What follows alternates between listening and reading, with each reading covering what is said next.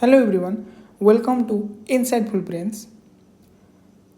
आज हमने आपके लिए एक शानदार चैप्टर लेके आए हैं जो कि क्लास 10 सीबीएसई के chapter 3 pair of linear equations in two variables.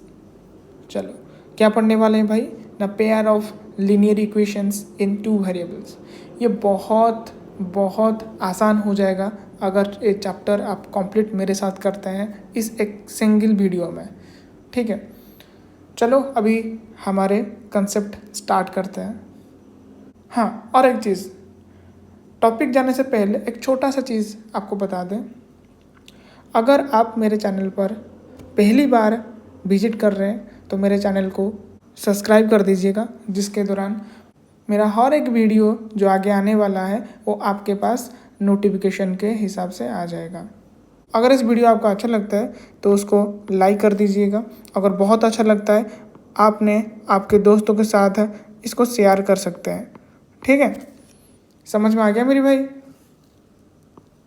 चलो अब चलते हैं हमारे जो टॉपिक है pairs of linear equations in two variables. चलो पहले बारे में हम इंट्रोडक्शन को ही देखेंगे। Akhila went to a fair in her village. She wants to enjoy rides on the giant wheel and play hoopla. कि भाई ये हुपला क्या चीज़ होता है मेरे भाई? ऐसा गेम कभी सुने हो? देखो क्या गेम होता है। A game in which you throw a ring on the items kept in a stall. भाई जुआ खेल रही है, जुआ है? जो गिरा, जिसके ऊपर गिरा वो चीज़ हमारा है। जुआ खेल रही है देखो। And if the ring cover any object completely you will get it. The number of items she played hoopla is half किसकी ना the number of rides, the number of rides she had on the giant wheel. If each ride costs ₹3 and a game of hoopla costs 4, then how would you find out the number of rides she had and how many times she played hoopla provided she spent ₹20? समझ में आ गया क्या बोला यहाँ तक?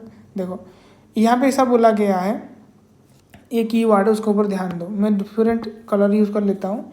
यहाँ पे जैसे लिखा है एक कौन सी ना द नंबर ऑफ टाइम से सी प्लेड, और जितने बार खेली है ना तो क्या होता है ना half the number of ride से she had on the giant wheel. समझ में आ गया यहाँ पे?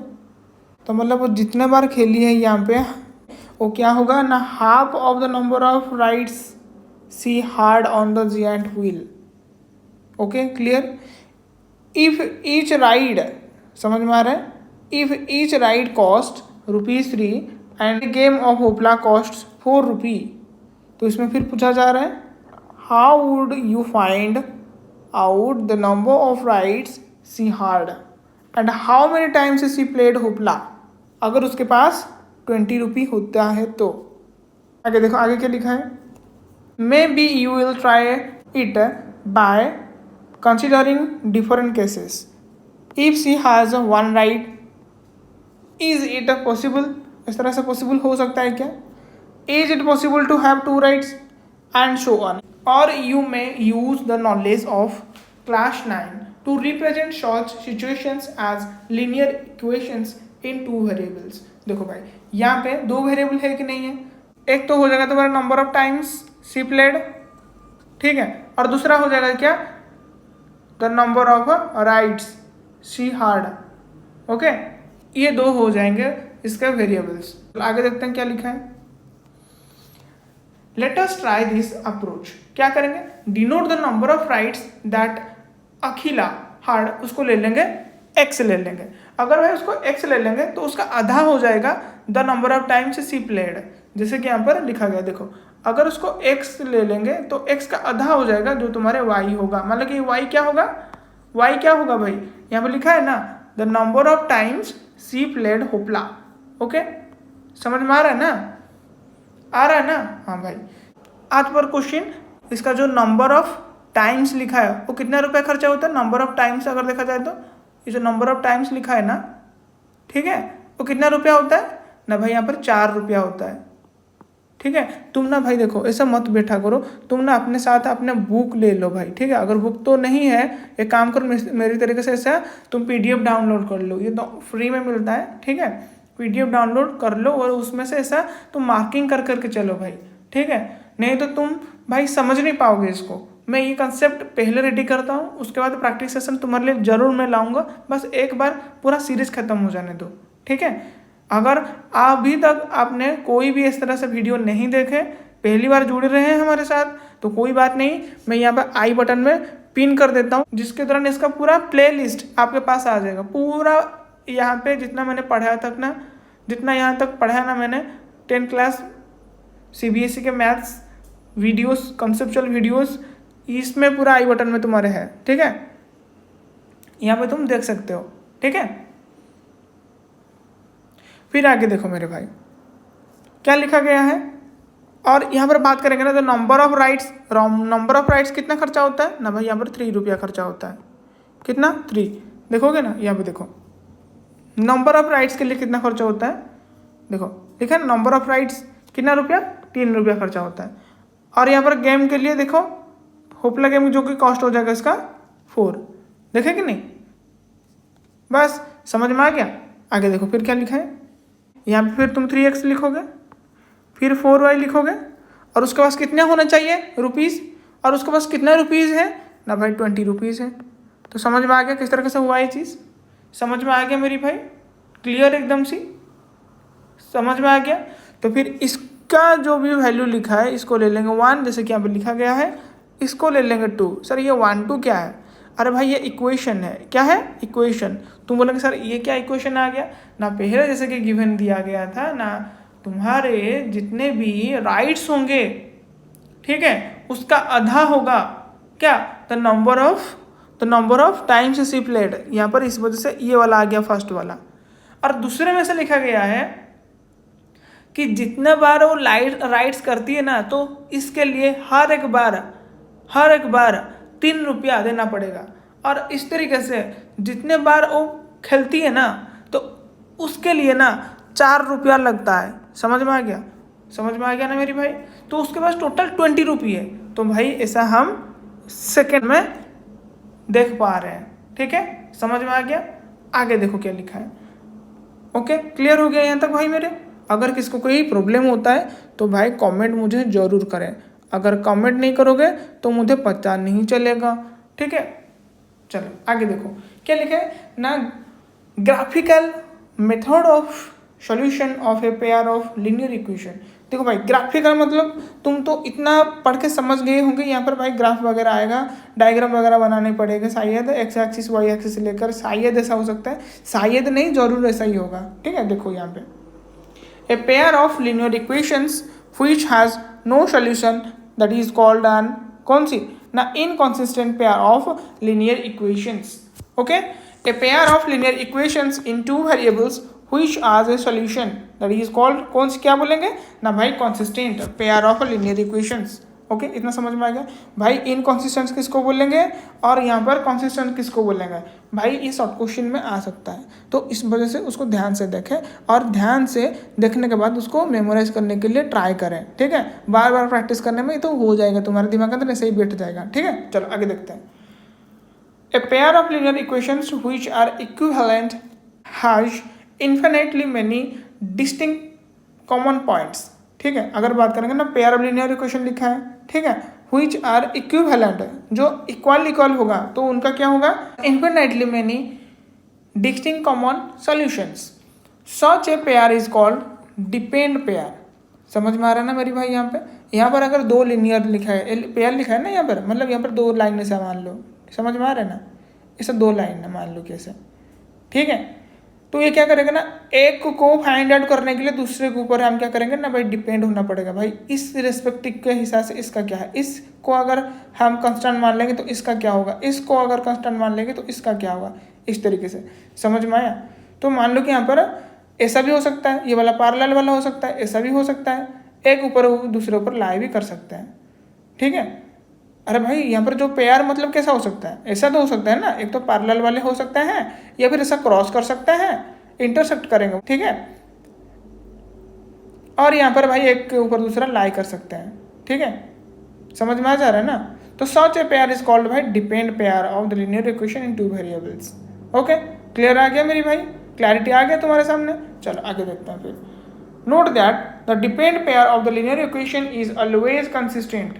फिर क्या लिखा है, we can now summarise the behaviour of the lines representing a pair of linear equations in two variables and the existence of solutions as follows। क्या क्या है देखो यहाँ पर भाई existence, the lines में intersect in a single point, ये जैसे कि तुमको बोला ये भाई सिंगल पॉइंट जैसे कि लिखा है यहाँ पर, देख पा रहे हो ना भाई, सिंगल पॉइंट में हो रहा है इंटरसेक्ट, समझ में आ रहा है। In this case the pair of linear equations has a unique solution, जैसे कि तुमको मैंने बताया यहाँ पर जो हो जाएगा ये तो यूनिक सोल्यूशन होगा ना। और क्या हो सकता है ना भाई, ये पैरेलल हो सकते हैं, जैसे कि ये तुमको समझाया मैंने भाई, ऐसा हो सकता है। ओके, अगर यहाँ पर पैरेलल होगा तो यहाँ पर सॉल्यूशन कुछ आएगा, भाई यहाँ पर मीट नहीं कर रहा है तो फिर क्या होगा, सॉल्यूशन आएगा ही नहीं, तो इसको बोल देंगे इनकंसिस्टेंट पेयर ऑफ इक्वेशंस। और क्या हो सकता है ना, एक के ऊपर दूसरा लाई कर सकता है, ठीक है, समझ में आ जाए, समझ में आ गया। तो क्या बोलेंगे यहाँ पर ना, इसका अगर इक्वेशन की बात करेंगे यहाँ पर कितना हो जाएगा ना, इन्फिनिटली मेनी सॉल्यूशंस आ जाएंगे, तो ये क्या हो जाएगा भाई, डिपेंड, जो कि consistent pair of linear equations. इतना समझ में आ गया मेरी भाई। ओके, यहाँ पर ना 3 ऐसा एग्जाम्पल दिया गया है। देखो पहला वाला में ऐसा किया गया है कि x minus 2y is equal to 0 and 3x plus 4 minus 20 is equal to 0। अगर इस दोनों को हम देखेंगे ना, तो ये दोनों इक्वेशन लिखा है दो तुम्हारे लाइन के, ये तुम देखोगे कि ये ऐसे इंटरसेक्ट कर जाएंगे, ठीक है, तो इसको बोलते हैं line intersect, the lines intersect कर लेंगे। लेकिन सेकेंड ऑप्शन में जब हम देखेंगे, यहाँ पर लिखा है B2 में क्या लिखा है, 2x plus 3y minus 9 is equal to 0 and 4x plus 6y minus 18 is equal to 0। ये क्या करेंगे भाई, एक के ऊपर दूसरा से लाई कर जाएगा, समझ में आया। मान लो कि लाई कर गया, थोड़ा सा उधर उधर हो रहा है लेकिन मान लो कि लाई कर गया। और थर्ड वाला अगर देखेंगे ना, यहाँ पे देखो थर्ड वाला में क्या है ना, x plus 2y minus 4 is equal to 0 और यहाँ पर लिखा गया है 2x plus 4y minus 12 is equal to 0। ये दोनों लाइन भाई ऐसा करके पैरेलल हो जाएंगे, समझ में आया, क्लियर हो गया मेरे भाई। तो फिर अगर ये पैरेलल हो जाएगा भाई, ये इनकंसिस्टेंट हो जाएंगे और इनका कोई भी सॉल्यूशन आएगा ही नहीं। ओके, समझ में आ गया, अरे भाई क्लियर आ गया। ओके, चलो आगे चलते हैं। तो हम ना यहाँ पर ऐसा क्या करेंगे ना, let us now write down. कैसे, क्या राइट डाउन करेंगे, तुम ना इसको इस तरह से रिप्रेजेंट कर दो ना, हमारा जो जनरल फॉर्मूला है तो ये होता है ax plus by okay plus c is equal to 0। तो फिर यहाँ पे ना a के जगह पे b के जगह पे c के जगह पे इस तरह से देखते चलेंगे, ठीक है। अगर दो इक्वेशन हो जाएगा, पहले वाले को हम 1 1 1 से रिप्रेजेंट करेंगे, मतलब a1 b1 c1 से, समझ में आ गया। और दूसरे को रिप्रेजेंट करेंगे किसमें ना भाई, अगर यहाँ पर ax plus by plus c is equal to 0 होता है, ये दूसरा इक्वेशन होता है, तो यहाँ पर 2, यहाँ पर भी b के जगह 2, c के जगह पे 2 लिख देंगे, ठीक है। तो समझ में आ गया। तो इस तरीके से हम ना ये जो वैल्यू है ना इसको लिखेंगे, समझ में आ गया, a1 by a2 b1 by b2 and c1 by c2। Actually यहाँ पर कर क्या रहे हैं हम ना भाई, इनका रेशियो ले रहे हैं। क्या कर रहे हैं भाई, रेशियो ले रहे हैं, ठीक है। In all the examples, in all the 3 examples here, a1 b1 c1 and a2 c2 b2 denote the coefficients of the equations given in the general form, ठीक है, जैसे कि तुमने यहाँ पे बता दिया, ठीक है। कौन सा जनरल फॉर्म, ये वाला, देख पा रहे हो ना मेरी भाई। चलो आगे देखेंगे। आगे में ऐसा आएगा जैसे कि तुमको मैंने अभी रेशियोज के बारे में बताया था, जैसे कि ये रेशियोज है, ऊपर में लिखा था मैंने, है कि नहीं। जो पहला वाला इक्वेशन था ना यहाँ पे, तो पहला वाला को अगर चेक करेंगे ना, तो a1 बाई a2 अगर देखेंगे ना, इसके जगह पे तो 1 है, इसके जगह पे तो 3 है, तो 1 बाई 3 हो जाएगा। इस तरीके से b1 बाई b2 ये हो जाएगा, इस तरीके से c1 बाई c2 इस तरीके से हो जाएगा। तो तुमको ऐसे में साफ साफ नज़र में आ जाएगा कि a1 by a2 is not equal to b1 by b2। इस दोनों में देखो भाई, इस दोनों में बात हो रहा है, देख पा रहे हो, तो यहाँ पर क्या हुआ भाई, इक्वल नहीं हो रहे हैं। तो भाई अगर इक्वल ऐसा नहीं हो रहा है तो ये वाला कंडीशन को ध्यान रखना भाई, ये बहुत इंपॉर्टेंट हो जाता है एग्जाम पर्पज के लिए। ये पूरा टेबल ही इंपॉर्टेंट याद रखना मेरे भाई, पूरा टेबल को थोड़ा सा अच्छे से देखना। और एक बार अगर समझ नहीं आ रहा है तो भाई कमेंट करो, ठीक है। यहाँ पर ना जो ग्राफिकल रिप्रेजेंटेशन बनेगा ये तुमको दिखेगा कि भाई इंटरसेक्ट करते हुए, ठीक है, ऐसा क्रॉस करते हुए दिखेगा भाई यहाँ पे ऐसे। तो यहाँ पर अगर क्रॉस कर रहे हैं ना तो यहाँ पर सॉल्यूशन कितने आएगा, तो भाई सिर्फ 1 आएगा। इस वजह से 1 सॉल्यूशन लिखा है यहाँ पे, दिखाइए दे रहा है ना भाई तुम लोगों को, जो कि हम बोलेंगे यूनिक। ओके, अगर सेकेंड को देखेंगे, सेकेंड में तुम देख पाओगे इस तरीके से जो रेशियो आ रहा है ना, देखो इसका 1/2, इसका भी 1/2, इसका भी 1/2, देख पा रहे हो मेरी भाई। तो यहाँ पर जो A1/A2 is equal to B1/B2 is equal to C1/C2, यानी कि सब यहाँ पे समान आ जा रहे हैं। तो रेशियोज क्या कर रहे हैं ना, सब में समान आ रहे हैं। रेशियो समझ में आ रहा है कि नहीं आ रहा है, यानी कि इसका भाई जो शॉर्टेस्ट फॉर्म होता है, ठीक है, कट करने के बाद 1/2, इसको कट करने के बाद 1/2, इसको भी कट करने के बाद 1/2। ओके, अगर इस तरीके से समान समान आ रहे हैं तो ऐसा मान के चलो कि एक के ऊपर दूसरा लाए कर जा रहा है, ठीक है, समझ में आ गया। अगर एक के ऊपर दूसरा ऐसा लाए कर जाता है, देखो भाई हर पॉइंट यहाँ पर हो सकता है। तुम अगर देखोगे ना मेरी भाई, यहाँ पे मैं कलर चेंज कर लेती हूँ, यहाँ पे देखो हर पॉइंट में तुमको आ जाएगा कि नहीं, सोल्यूशन एक एक नया नया तुमको दिखेगा। यहाँ पर कुछ यूनिक बन रहा है नहीं, तो यहाँ पर भाई इन्फाइनाइट बन रहा है, तो इस वजह से लिखा गया है इन्फाइनाइटली मेनी सॉल्यूशंस। समझ में आ गया, क्लियर है ना मेरी भाई। अभी जो थर्ड में अगर देखेंगे, थर्ड में देखेंगे क्या लिखा है ना, इसका अगर A1/A2 और B1/B2 और C1/C2 में चेक करेंगे तो ऐसा आ जाएगा 1/2, 2/4 एंड -4/-12, जो कि तुमको ऐसा लगेगा भाई ये तो समान आ जा रहा है 1/2, लेकिन यहाँ पे ऐसा अगर चेक करेंगे, कट करेंगे तो यहाँ पे आ जाएगा तुम्हारा 1/3। तो भाई ये तो दोनों समान हो गए, तो इस वजह से इस दोनों को देखोगे ना, ये तुमको समान नजर आ रहा है, और यहाँ पे ये अलग हो जाएगा C1/C2 के साथ। तो यहाँ पर हम क्या सीख मिला, हमको यहाँ पे ऐसा सीख मिला है कि A1/A2 is equal to B1/B2 अगर होता है and C1/C2 is not equal to B1/B2 और A1/A2, तो हम बोल देंगे उसको भाई पैरेलल लाइंस। तो यहाँ पे पैरेलल लाइन होंगे तो मतलब देखो इस तरह से बनेगा। तो यहाँ पर कोई इंटरसेक्ट हो रहा है, यहाँ पर कोई कॉमन पॉइंट आ रहा है, नो भाई यहाँ पर कोई भी कॉमन पॉइंट ऐसा नहीं आ रहा है। तो इस वजह से यहाँ पे जो आंसर होगा, यानी कि तुम्हारे जो अलजेब्रिक रिप्रेजेंटेशन होगा, यानी कि तो तुम्हारा जो सॉल्यूशन आएगा ये तुम्हारे निकलेगा ही नहीं, तो मतलब सॉल्यूशन आएगा ही नहीं। Is that clear? If you have any doubt please pin the comment. Okay,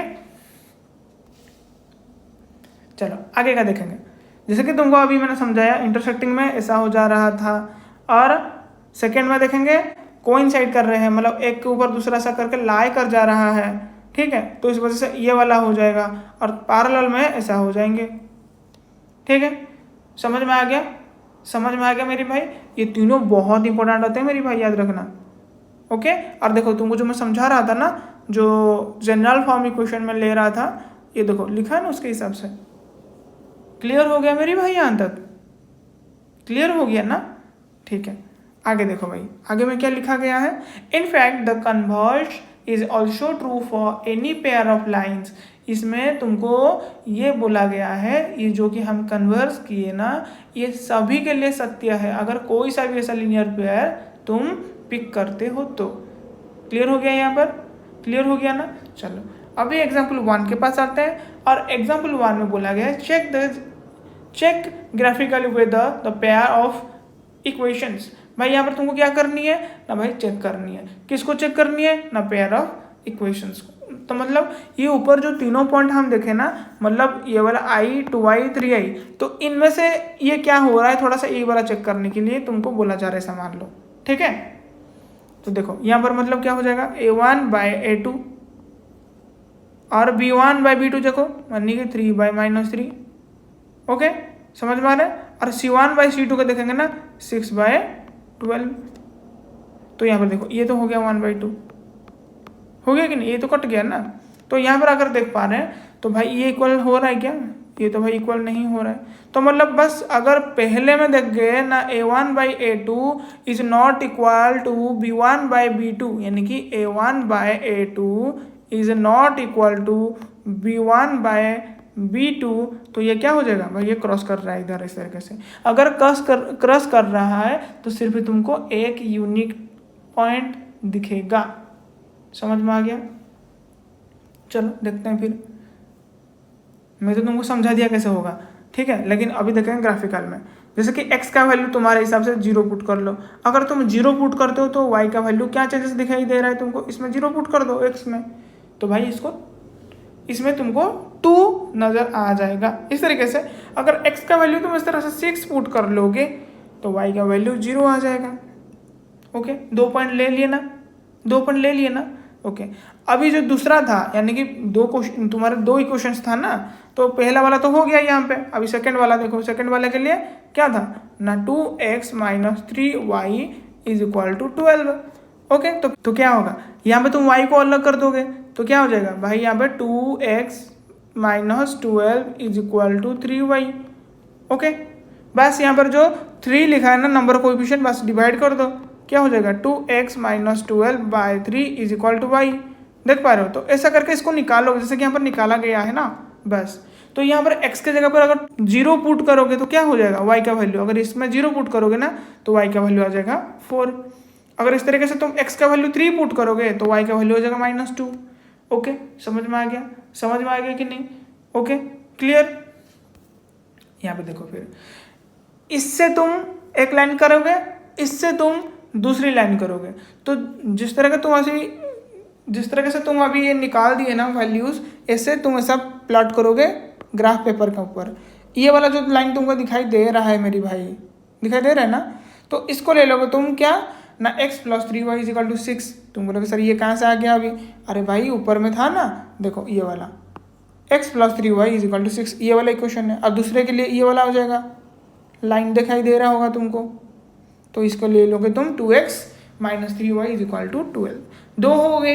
अभी तुमको दिखेगा ना ये भाई जो भी पॉइंट आ रहा है, b पॉइंट लिया गया है यहाँ पे, और इसका कोऑर्डिनेट्स की बात करेंगे 6 और 0 लिखा है, तो फिर यहाँ पे तुमको दिखेगा ये इंटरसेक्ट कर रहे हैं, तो फिर ये क्या बन जाएगा भाई, यूनिक बन जाएगा, है कि नहीं, यूनिक सोल्यूशन। तो यहाँ पे क्या हो रहा है ना, फिर यहाँ पर जो पॉइंट आ रहा है देख पा रहे हो कि नहीं, ये वाला जो पॉइंट है, ये वाला जो पॉइंट है, इसके लिए ये वाला जो पॉइंट है, ये वाला जो पॉइंट है, बस यहाँ पे लिखा गया है। ठीक है, मैं थोड़ा इरेज कर देता हूँ जिस तरीके से हमको आसानी से दिख जाएगा, मैं इरेज कर देता हूँ।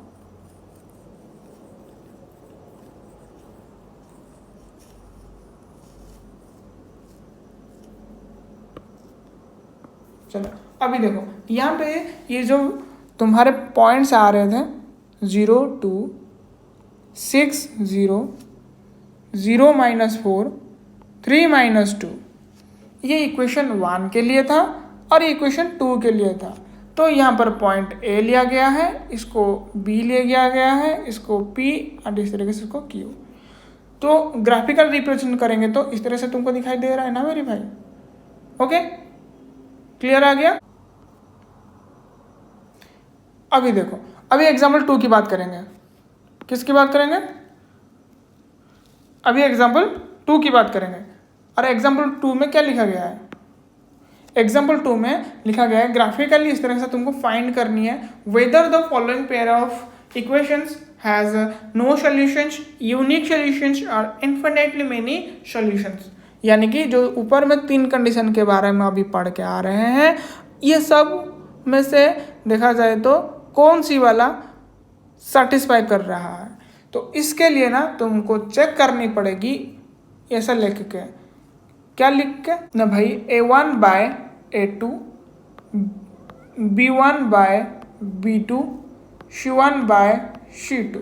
बस यहाँ पर इस तरह से पुट करो। तुम बोलोगे सर यहाँ पर तो ऐसा आ रहा है 5, एक काम करो उसमें पूरा 5 मल्टीप्लाई कर दो। तुम बोलोगे सर ऐसा क्यों करेंगे ना, इसको अगर पूरा इक्वेशन के साथ 5 मल्टीप्लाई करते हैं, जो भी डिनोमिनेटर्स हैं ना 5 5 ये कट हो जाएंगे। ओके, कैसे कट हुए? अरे भाई मल्टीप्लाई करोगे तो 5 कैंसिल नहीं हो जाएगा ना। ऐसे कि मैं बात करूँगा 1/5 इंटू 5 करोगे तो कैंसिल हो गया ना, तो इस तरह से होगा। तो फिर क्या बनेगा अगर मल्टीप्लाई कर देंगे? तो ये देखो फास्ट वाला जो x का कोएफिशिएंट है ना, जो 3x लिखा है ना, इसका क्या हो जाएगा यहाँ पर भाई, इसको देखेंगे ना तो ये हो जाएगा तुम्हारे 15।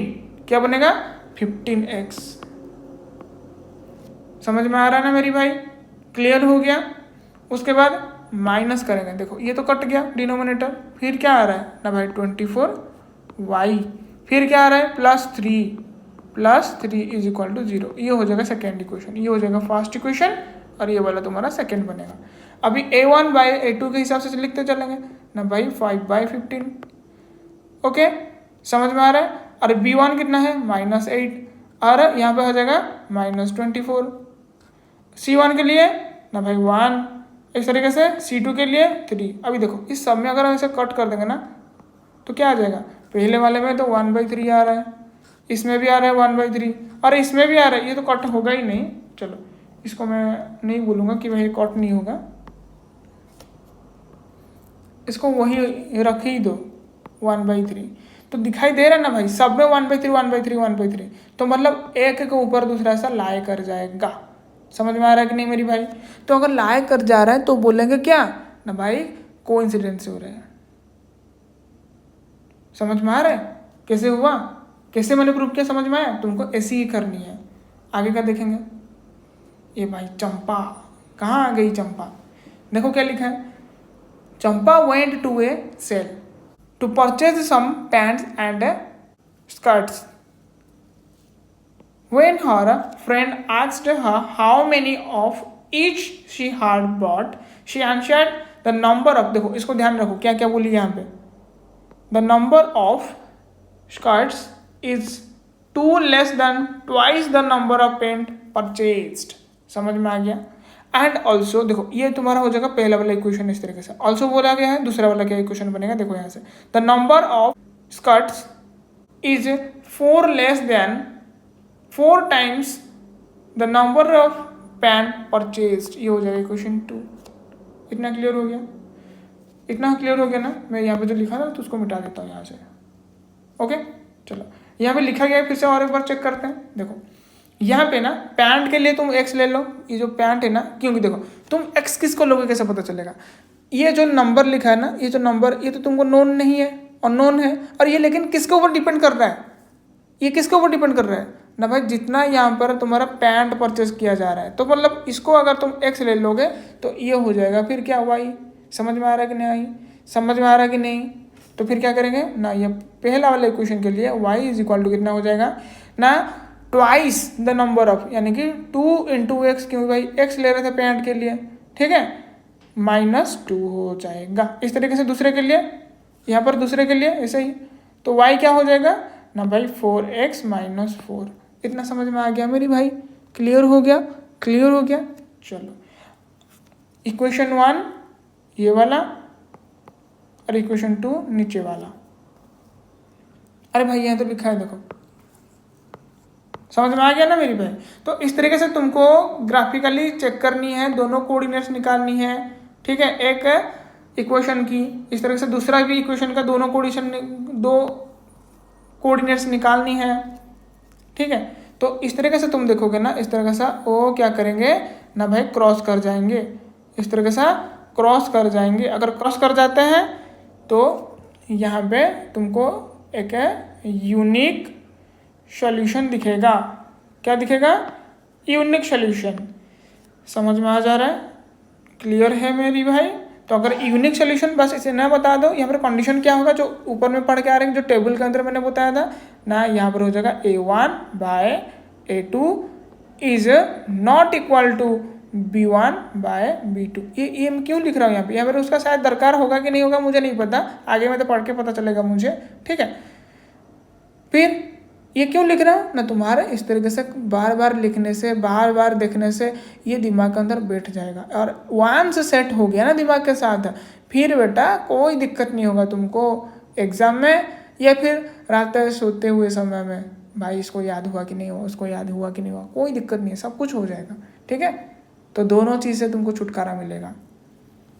आगे देखो क्या लिखा गया है भाई, लिखा है यहाँ पे देखो, plot the points and draw the lines passing through them to represent the equations, जैसे कि ऊपर में बोला गया था।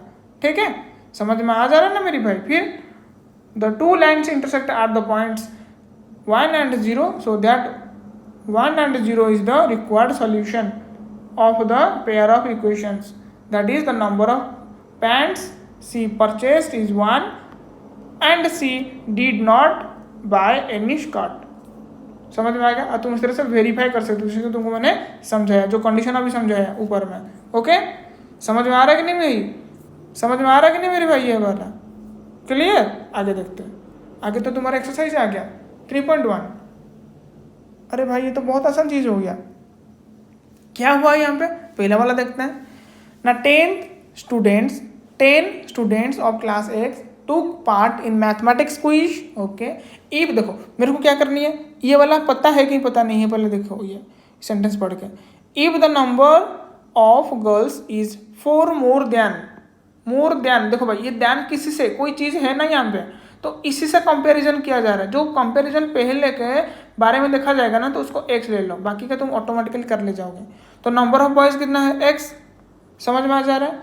और जितना भी यहाँ पर बॉयज हो रहे हैं उससे 4 ज़्यादा है, तो मतलब क्या हो जाएगा, इसको अगर मैं y लूँगा तो क्या बनेगा फिर, y इज इक्वल टू कितना ना भाई, x प्लस 4। समझ में आ गया, क्लियर। इस तरीके से find the number of boys and the number of girls who took part in the quiz. बस ऐसा ही तुमको करनी है। ओके, समझ में आ गया कि नहीं है, समझ में आया कि नहीं है, क्लियर। ओके, और यहाँ पर दूसरी इक्वेशन क्या है, तुम बोलोगे सर ये तो समझ में आ गया, लेकिन सर दूसरा वाला इक्वेशन कहाँ है, मर गया। अरे भाई मरा नहीं है, तुमको बस दिखाई नहीं दे रहा। तुम बोलोगे सर हम अंधे थोड़ी ना है। अरे भाई अक्ल के हैं अंधे, ठीक है, आंखों में से तुम तो बहुत अच्छे हो, ठीक है, आँख नहीं है भाई तुम्हारा ये चीज़। चलो क्या है, यहाँ पे दिखाई दे रहा है ना भाई तुमको, 10 स्टूडेंट्स है टोटल में, दिखाई दे रहा है ना। तो यहाँ पर अगर मैं बात करूँगा टोटल 10 है, तो x प्लस y कितना हो जाएगा ना भाई, 10 है। 2 इक्वेशन आ गया, ये इक्वेशन 1 और इक्वेशन 2, या फिर तुम इसको इक्वेशन 1 दूसरे को इक्वेशन 2 ले लो, कोई दिक्कत नहीं है। ठीक है, तो निकाल सकते हो ना मेरे भाई, कैसा करके। अरे नंबर क्या होगा जो, तो ये हो जाएगा y इज इक्वल टू 7 और x इज इक्वल टू तुम्हारा कितना हो जाएगा 3। तुम बोलोगे सर कैसे पता चला, ये आपको कैसे पता चला ना, मैंने क्या किया ना, मैंने सिंपल से ऐसा कर दिया, ये जो इक्वेशन लिखा है ना, बस थोड़ा सा मैंने इसको चेंज कर दिया। क्या किया ना, यहाँ पे लिख दिया मैंने क्या,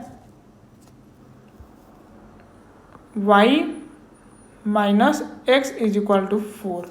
समझ में आ गया, इसको मैंने चेंज करके ऐसा लिख दिया, और इसको मैंने क्या कर दिया ना, x प्लस क्या लिखा है y इज इक्वल टू 10। मैंने देखो क्या किया, यहाँ पर ना x कैंसिल हो गए कि नहीं, यहाँ पर एक y है, यहाँ पर एक y है, तो क्या हो गया 2y। यहाँ पर मैंने क्या किया ना, 10 प्लस 4 यानी कि 14, तो कट कर दिया कितना है 7 आ गया ना। तो इस तरीके से मैंने जल्दी उसको कैलकुलेशन कर लिया।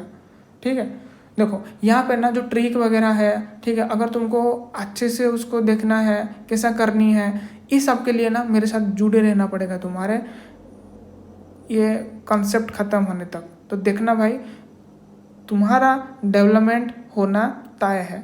ठीक है, अगर तुम चाहते हो इस तरीके से भाई आगे बढ़ने के लिए, और तुम चाहते हो मैं इस तरह से आगे मैं प्रैक्टिस सीरीज लाऊं, तो इस वजह से तुमको ये चैनल को सब्सक्राइब कर देनी है मेरी भाई। ठीक है, क्या करनी है ना भाई, सब्सक्राइब कर देनी है। ठीक है, और इस वीडियो को भाई जितना तुम लाइक कर रहे होगे तो मेरे को बहुत खुशी मिलेगा, और मैं बहुत बहुत जल्दी तुम्हारे लिए लेकर आऊँगा इस तरीके से। ठीक है, और तुम तो जानते हो, और क्या अच्छा लगता है तो भाई शेयर करनी है। Okay, clear.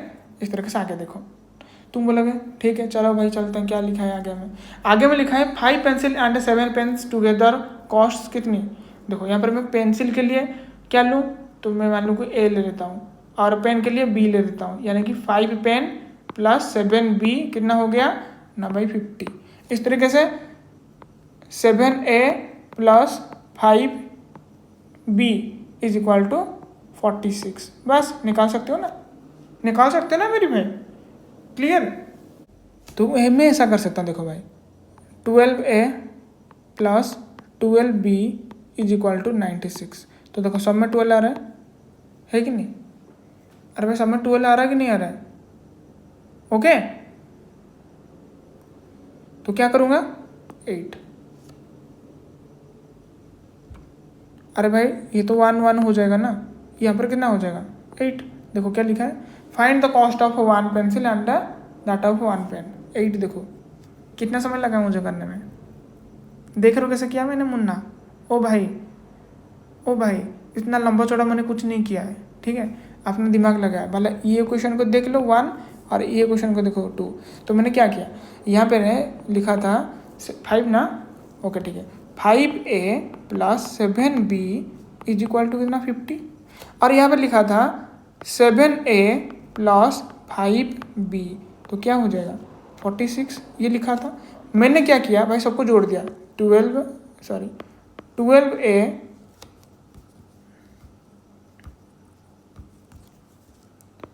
+ 12b हो गया 96। सब में तो 12 कॉमन जा रहा है ना, मैंने कट कर दिया, तो कितना बचेगा ना, 1 + b = 8। खत्म, एक लाइन में। देखे कैसे किया मैंने, ये होता है मेरा भाई ट्रिक। तुम लोग के साथ ये ट्रिक है नहीं, ये तो ऐसा वाला चीज़ है जिस तुमको करना पड़ रहा है। मैं तो दिमाग से कर सकता हूँ ये चीज़, ठीक है, दिमाग उतना तेज कर लो ना, कोई भी क्वेश्चन आए दिमाग से उड़ाने का ताकत रखो मेरे भाई, ठीक है। तुम बोलोगे ऐसा क्या, इसे क्या, ठीक है भाई कोई बात नहीं है, नेक्स्ट करेंगे। नेक्स्ट, अरे भाई ये तो आसान हो गया तुम्हारे लिए, दिया गया है पूरा एकदम से, कंडीशन सेटिस्फाई हो रहा है कि नहीं हो रहा है। देखो ये 5/7, ये 4/6, ये 8/, ये तो बिल्कुल होगा ही नहीं। तो मतलब a1/a2 = b1/b2। अरे देखते हैं आंसर हो गया। तो अगर नहीं हो रहा है तो क्या बोलेंगे, पहले लिखो ना, पहला होगा सिंगल वाला, बस यूनिक सोल्यूशन, ठीक है। इसका क्या करेंगे, देखो 6/2, 3/2। अरे भाई ये क्या भाई, ये तो हो जा रहा है ना, यानी कि इसका अगर चेक करेंगे ना 3/1, सेकंड का भी 3/1, लेकिन यहाँ पर 10/9 हो रहा है। तो मतलब a1/a2 b1/b2 ये तो समान हो रहा है, लेकिन ये नॉट इक्वल टू हो रहा है। तो मतलब ये क्या हो जाएगा भाई, थर्ड वाला जो था, यानी कि पैरेलल होंगे, ठीक है, समझ में आ जा रहा है। तो कोई दिक्कत है क्या तुमको, कोई दिक्कत है तो मतलब ये वाला कौन सी है तुम बताओगे मुझे, कैसे बताओगे भाई, कमेंट करो, ठीक है, समझ में आ रहा है मेरी भाई। चलो फिर और क्या करनी है, कंपेयरिंग द रेशियोज। अरे भाई वही बस कंपेयरिंग करनी है, और क्या आगे देखो करो तुम भाई, यहाँ पर 3 नंबर तो कुछ है ही नहीं है। उसके बाद ये भाई वही कंसिस्टेंट है कि नहीं है, भाई कंसिस्टेंट है मतलब जो पहले 2 में तुमको समझाया था, ठीक है, और यहाँ आ जाते हैं तुमको समझाते हैं कंसिस्टेंट मीनिंग क्या है। पहले वाला पेज लाओ, पहला वाला पेज, वेयर इज पहला वाला पेज। देखो भाई ये वही नहीं है,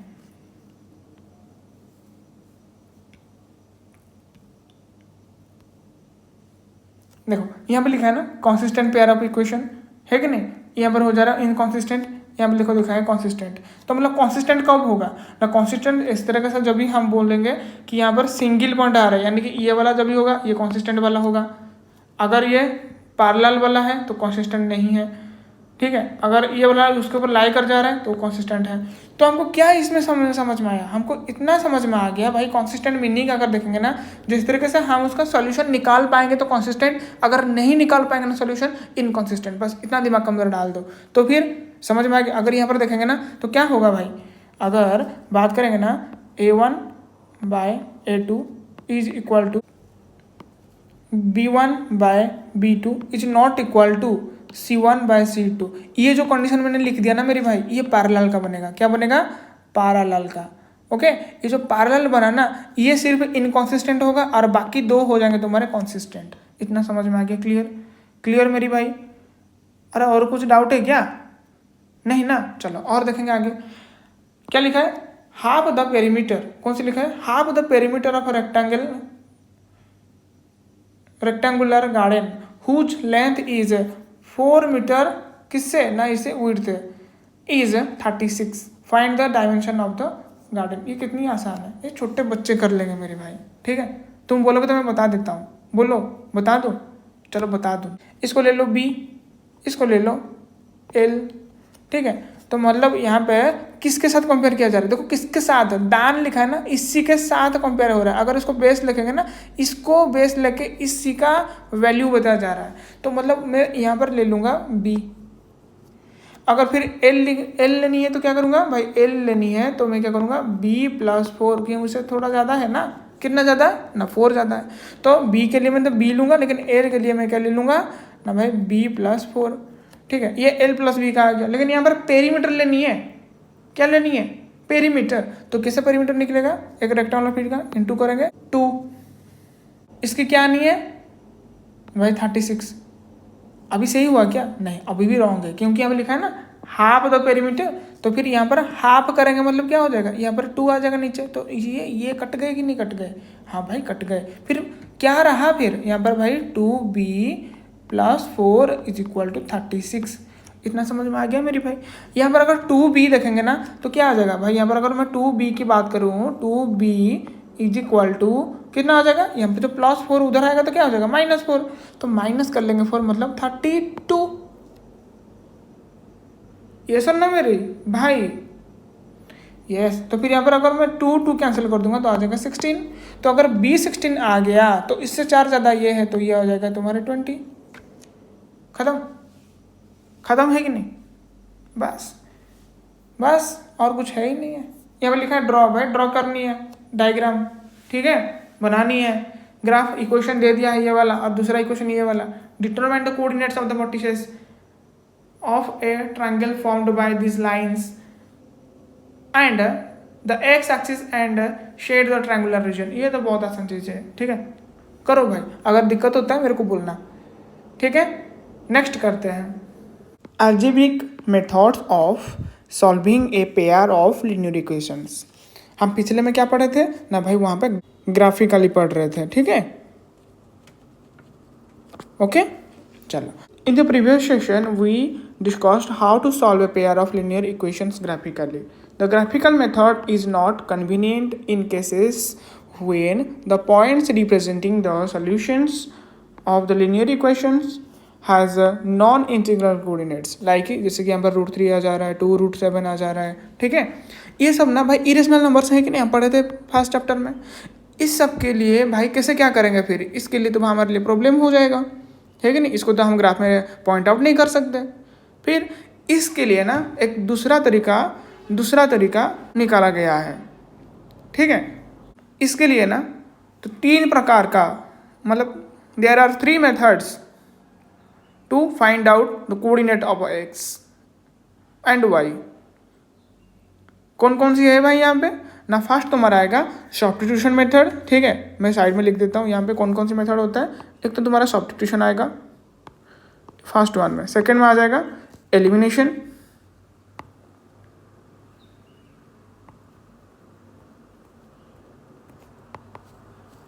थर्ड में आता है तुम्हारा क्रॉस मल्टीप्लिकेशन, ठीक है। ये तीनों होते हैं, लेकिन तुम्हारे बुक और तुम्हारे सिलेबस के हिसाब से हमको सिर्फ फर्स्ट 2 को पढ़नी है, ये तुम्हारे सिलेबस में नहीं है। तो बोले सावा, ठीक है, बच गए। ये थोड़ा सा कन्फ्यूजन करने वाला होता है, इस वजह से ऐसा तुम मान लो कि जो भी हुआ अच्छा हुआ, ठीक है।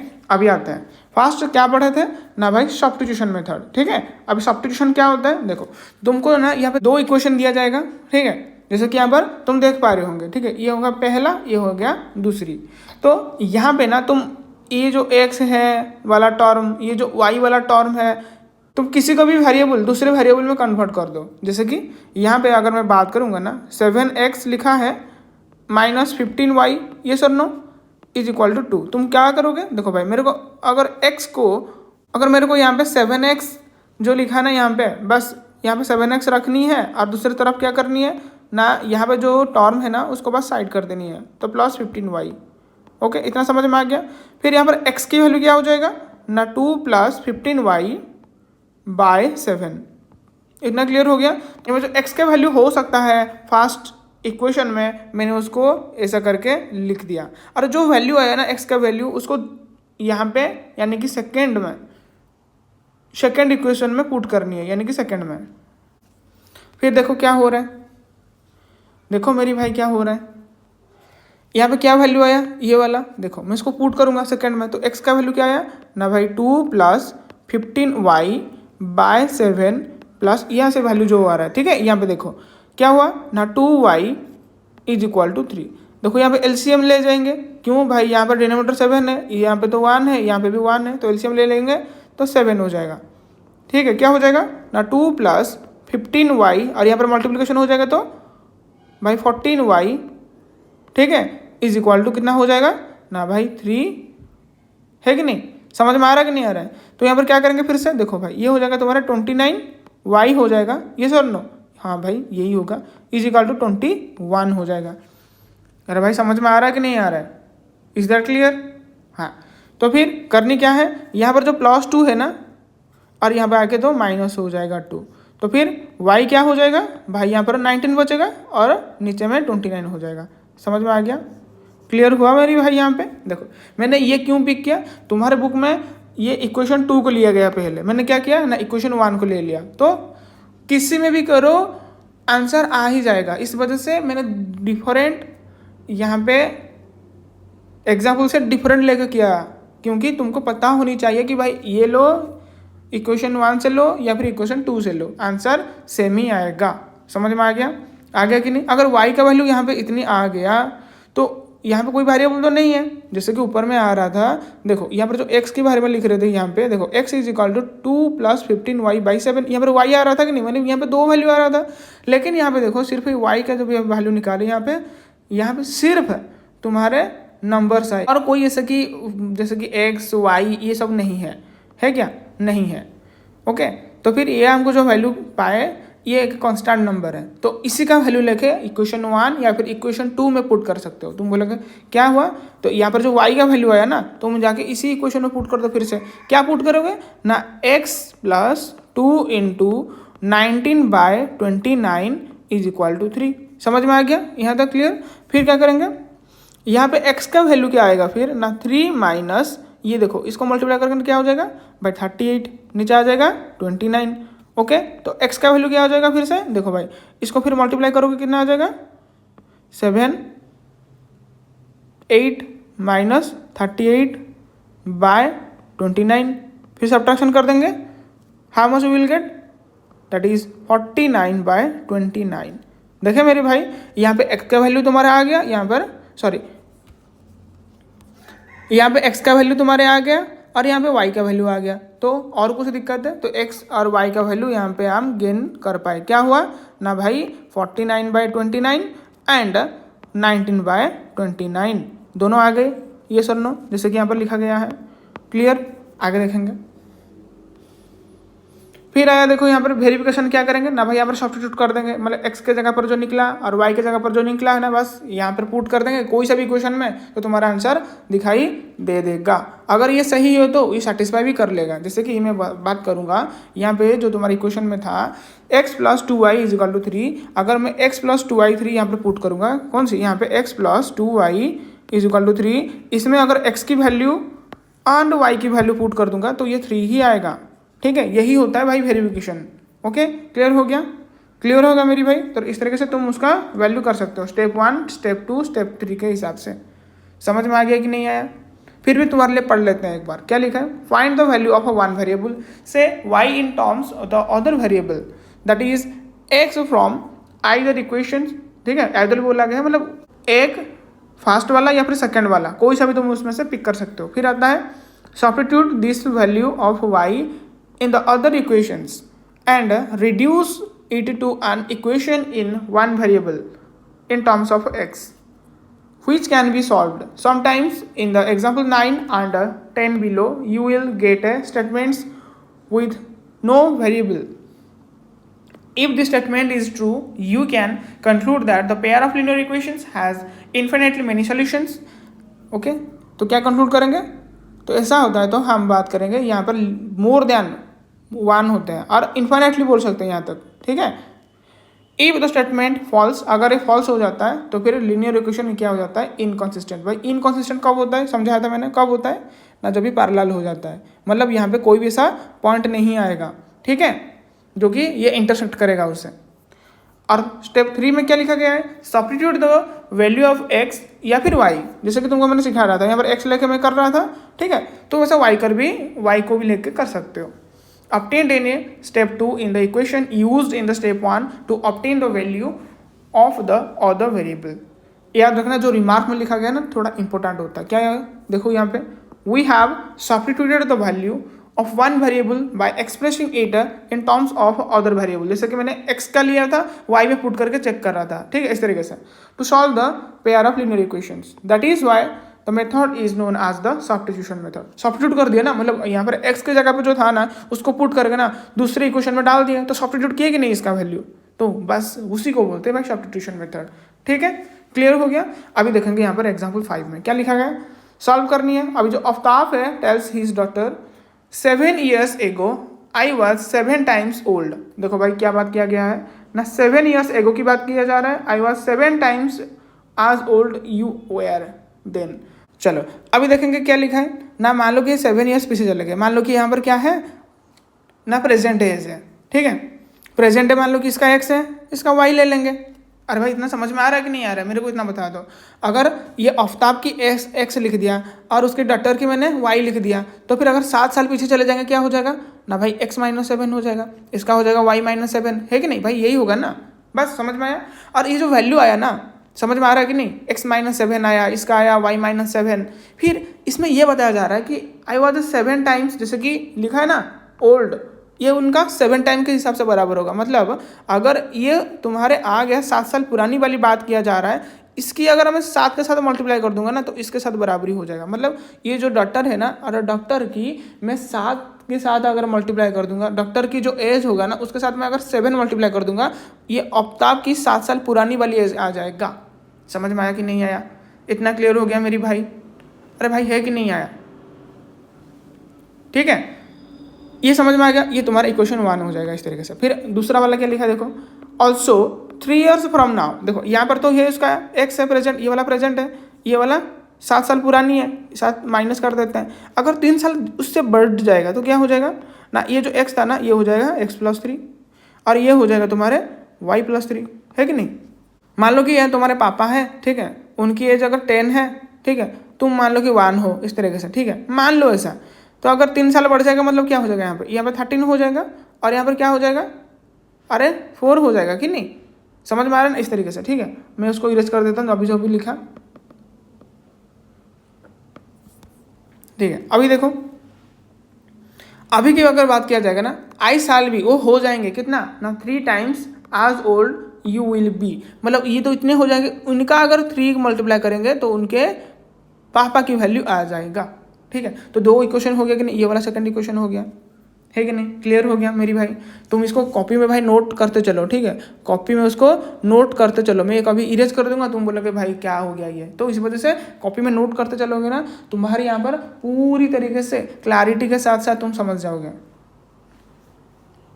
ओके चलो आगे देखते हैं, मैं इरेज कर लेता हूँ। देखो अभी क्या निकला था, ये वैल्यू ना, बस मैं इसको इक्वेट कर दूंगा। क्या कर दूंगा, इक्वेट।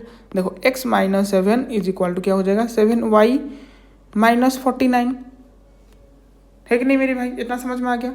फिर से और थोड़ा सा इसको सॉल्व कर दूँ तो क्या हो जाएगा ना, x इधर जो है ना 7y इधर आ जाएगा तो -7y हो जाएगा, और इधर का जो -49 है तो इधर वाला प्लस वाला मारूंगा तो उधर फेंक के तो क्या हो जाएगा +7, तो क्या हो गया ना x-7y इज इक्वल टू -42।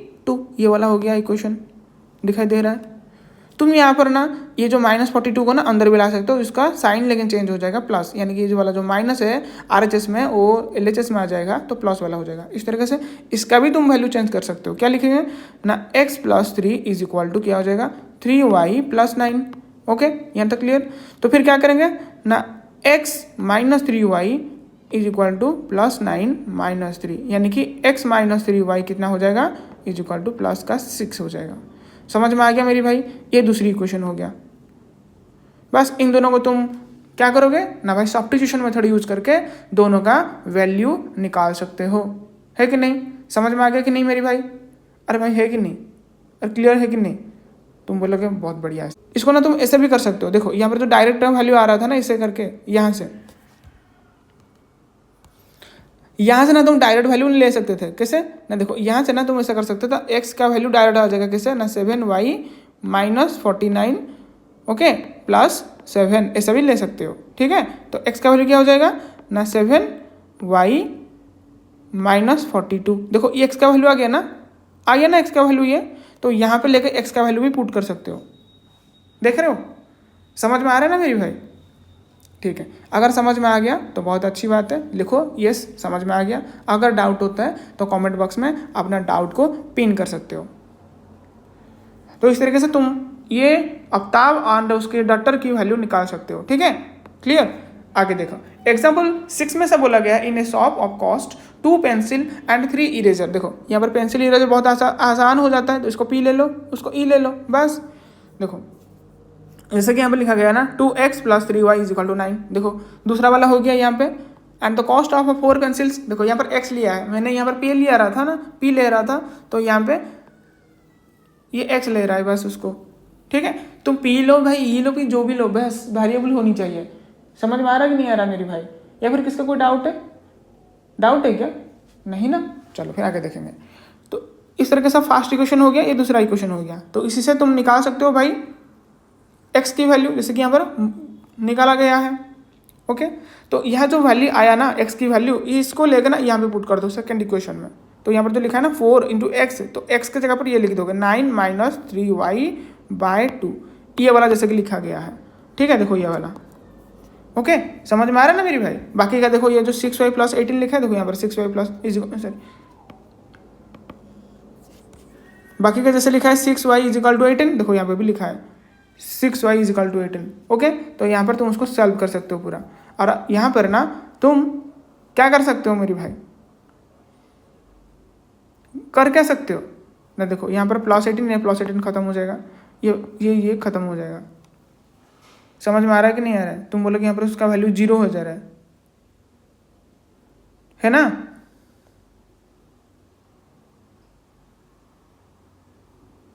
अरे समझ में आ रहा है कि नहीं आ रहा है? अरे या फिर कुछ डाउट है?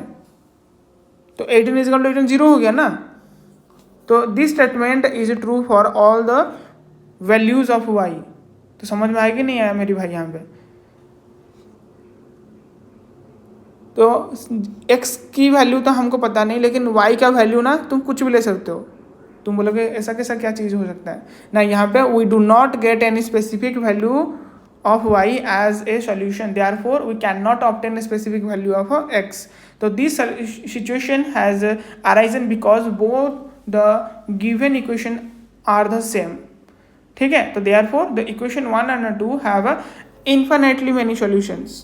We cannot find a unique cost of a pen and an eraser because of कौन सी, there are many common solutions to the given situation, ठीक है। मतलब एक के ऊपर दूसरा अगर लाई कर जाएगा ना, तो यही कंडीशन आ जाता है। समझ में आया? समझ में आ रहा कि नहीं आ रहा? अरे भाई तो 0 हो गया ना, तो फिर यहाँ पर तुम यहाँ पर 0 की वैल्यू पुट कर दोगे, क्या हो जाएगा? अरे भाई यहाँ पे y का वैल्यू कुछ आया क्या? नहीं, तुम 1 2 3 4 कुछ भी ले सकते हो, तो यहाँ पर इसके हिसाब से वैल्यू निकल जाएगा। क्लियर? तो यहाँ पर ऐसा बोल सकता हूँ, we can not find a unique cost. अगर यूनिक कब होगा भाई? जब ये क्रॉस करता है ना इस तरीके से। समझ में आ रहा है कि नहीं? तो यूनिक बोलेंगे, ओके। चलो आगे देखो क्या लिखा गया है ना एग्जाम्पल 7 में। एग्जाम्पल 7 में क्या लिखा गया है? 2 rails are presented by the equations. पहला है x + 2y - 4 = 0, दूसरी है 2x + 4y - 12 = 0। Will the rails cross each other? बस पूछा जा रहा है तुमसे, भाई ये क्रॉस करेंगे कि नहीं करेंगे। तो क्या करेंगे ना, हम ना पहले ये जो x की वैल्यू में कन्वर्ट करेंगे पहला इक्वेशन को, या फिर तुम दूसरा भी ले सकते हो। तो क्या करेंगे, इधर जो है ना x, उसको बस अकेला कर दो, बाकी का जो चीज़ है ना इस तरफ फेंक के मारो। तो क्या हो जाएगा ना, x = -2y - 4। सर यहाँ पर माइनस है ना, यहाँ पर प्लस हो जाएगा, ओके। तो ये हो जाएगा x की वैल्यू। यहाँ पर जो x की वैल्यू आया तो दूसरे में पुट करो, यहाँ पर जो x लिखा ना बस उसमें पुट कर दो, जैसे कि यहाँ पर पुट किया गया है। इस तरह से तुम दूसरा का वाला ही आंसर निकाल सकते हो। तो इसमें से ना तुम y का वैल्यू निकाल सकते हो, ठीक है। अगर y का वैल्यू देखा जाए ना कितना आ जा रहा है भाई, वहाँ पे भी सेम चीज़ हो रहा है। तो हुई चीज़ है फॉल्स स्टेटमेंट, तो इसमें भी वही सेम हो जाएगा। ठीक है, तो क्या बोलेंगे यहाँ पे, ये कभी भी क्रॉस नहीं करेंगे। ठीक है, क्योंकि यहाँ पर तो वैल्यू नहीं हो पा रहा है किसी का, यानी कि तुम यहाँ पे y का वैल्यू कुछ गेन कर पा रहे, y इजिकल टू 1 या फिर 2 ऐसा कुछ मिल रहा है क्या? नहीं, ऐसा नहीं हो रहा है। तो अगर ऐसा नहीं हो रहा है तुम फिर कैसे निकालोगे x का वैल्यू? समझ में आ रहा है ना? जैसे कि हम बात करेंगे ना ऊपर में, जैसे कि यहाँ पर बात किए थे ना, ये वाला एग्जाम्पल देखो, यहाँ पे y का वैल्यू कुछ स्पेसिफिक आ रहा था। ठीक है, समझ में आ रहा है कि नहीं आ रहा है मेरी भाई? हाँ, जैसे कि यहाँ पर देखो x का वैल्यू, यहाँ पर t का वैल्यू कुछ आएगा एकदम से, जैसे t लिखा है ना कितना 12 है, x का वैल्यू कितना है भाई 42 है, तो इस तरीके से हम निकाल पाए। तो यहाँ पर ऐसा स्पेसिफिक है नहीं ना, तो इसमें से कैसे निकालेंगे? तो ये पॉसिबल नहीं हो पाएगा, फिर ये फॉल्स हो जाएगा। समझ में आ रहा है? आगे का देखो, यहाँ पे मैं एक दो एग्जाम्पल इसमें कर लेता हूँ, मैं एक दो यहाँ पे एग्जाम्पल के हिसाब से कर लेता हूँ। देखो यहाँ पे मैं कौन सा पिक करूँगा, मैं ये वाला पिक करता हूँ, लास्ट वाला। ठीक है, देखो क्या करनी है, यहाँ पे देखो डिनोमिनेटर अलग अलग है कि नहीं, तो इसको सेम कर दो। क्या करेंगे ना भाई, इसका क्या करेंगे, एलसीएम ले लो, एलसीएम ले लेंगे तो नीचे हो जाएगा तुम्हारा 6। यस, ये हो जाएगा 9x minus 10y is equal to -2। ठीक है, ये क्या हो जाएगा 9x minus 10y is equal to -12। पहला हो गया। इस तरीके से इसका भी निकाल सकते हैं, क्या करेंगे, वही 6 आ जाएगा। क्या करेंगे भाई 2x plus 3y is equal to क्या करेंगे 13/6। देखो दोनों साइड में 6 है, कैंसिल कर दो। क्या हुआ ना, यहाँ पर जो बचा ना तुम्हारे ना भाई 2x plus 3y is equal to 13। ये कॉपी में नोट करते चलना मेरी भाई, कॉपी में नोट करते चलो। ठीक है, ये इक्वेशन 1 हो गया, ये वाला इक्वेशन 1 और ये इक्वेशन 2 अभी हो जाएगा, अभी हो जाएगा ना भाई। यहाँ पर जो इक्वेशन आया ना, तुम उसको x के वैल्यू निकाल दो। ऐसा करके कैसा करके निकाल सकते हो, कैसा करके निकाल सकते हो मेरी भाई? नहीं, यहाँ पे तुम एक मिनट में थोड़ा इरेज कर देता हूँ। देखो यहाँ पे जो लिखा है ना 9x क्या करोगे ना भाई -2 प्लस 10y हो जाएगा।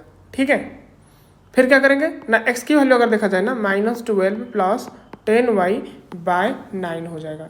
ठीक है, यहाँ पर x की वैल्यू इस तरीके से मैंने निकाल दिया, तो ये जो x की वैल्यू आया ना, तो मैं सेकेंड इक्वेशन में डाल दूंगा। ठीक है, मैं यहाँ पे लिख देता हूँ x की वैल्यू क्या आया ना, x इज इक्वल टू क्या लिखूंगा मैं -12 था ना, ओके ठीक है, -12 प्लस 10y/9 और दूसरा इक्वेशन ना 2x plus 3y is equal to 13, ये लिख दिया मैंने। ओके, यहाँ तक क्लियर हो गया। चलो फिर आगे क्या बात करेंगे, यहाँ पर जो लिखा है ना x, बस यहाँ पर जो x की वैल्यू आया है पूरा, यहाँ पर इसको लेकर डाल दूंगा, तो क्या आ जाएगा 2 × -12 प्लस 10y/9 इंटू करेंगे किसके साथ ना प्लस 3y, और क्या मिलेगा हमको ना भाई 13 मिल जाएगा। तो यहाँ पे ना बस मैं मल्टीप्लाई कर दूंगा अंदर में, तो 24 प्लस 20y, ओके, और यहाँ पे मैं नीचे लाइन लिख दूंगा plus 3y is equal to 13। इतना क्लियर हो गया। अभी क्या करूँगा, यहाँ पर जो 9 है ना, बस इसके साथ मल्टीप्लाई करूँगा, बिकॉज वाई ना यहाँ पे उसका क्या है ना डिनोमिनेटर अलग अलग है, दैट्स वाई -24 प्लस 20y कितना हो जाएगा plus 27y/9 is equal to 13। अभी क्या करेंगे ना, अभी ये जो लिखा है ना -24 प्लस 47y अभी हो जाएगा 13 × 9। समझ में आ गया। अभी 47y जो है ना क्या होगा ना, ये इसको मल्टीप्लाई करके कितना आएगा 117 प्लस 24, तो y कितना हो जाएगा ना फिर 141/47। हाउ मेनी टाइम्स 3 टाइम्स, हाँ 3 टाइम्स जा रहा है। यह जो y का वैल्यू आया ना भाई कितना 3 आया, तो मैं यहाँ पे पुट कर देता हूँ। क्या हुआ ना 2x plus 3 × 3 is equal to 13, तो 2x कितना हो जाएगा ना 13 - 9, तो x कितनी हो जाएगा ना भाई यहाँ पर 4/2। ठीक है, तो हो जाएगा तुम्हारे 2। तो अगर पूछा जाए ना भाई x, y की वैल्यू क्या हो जाएगा ना भाई 2, 3।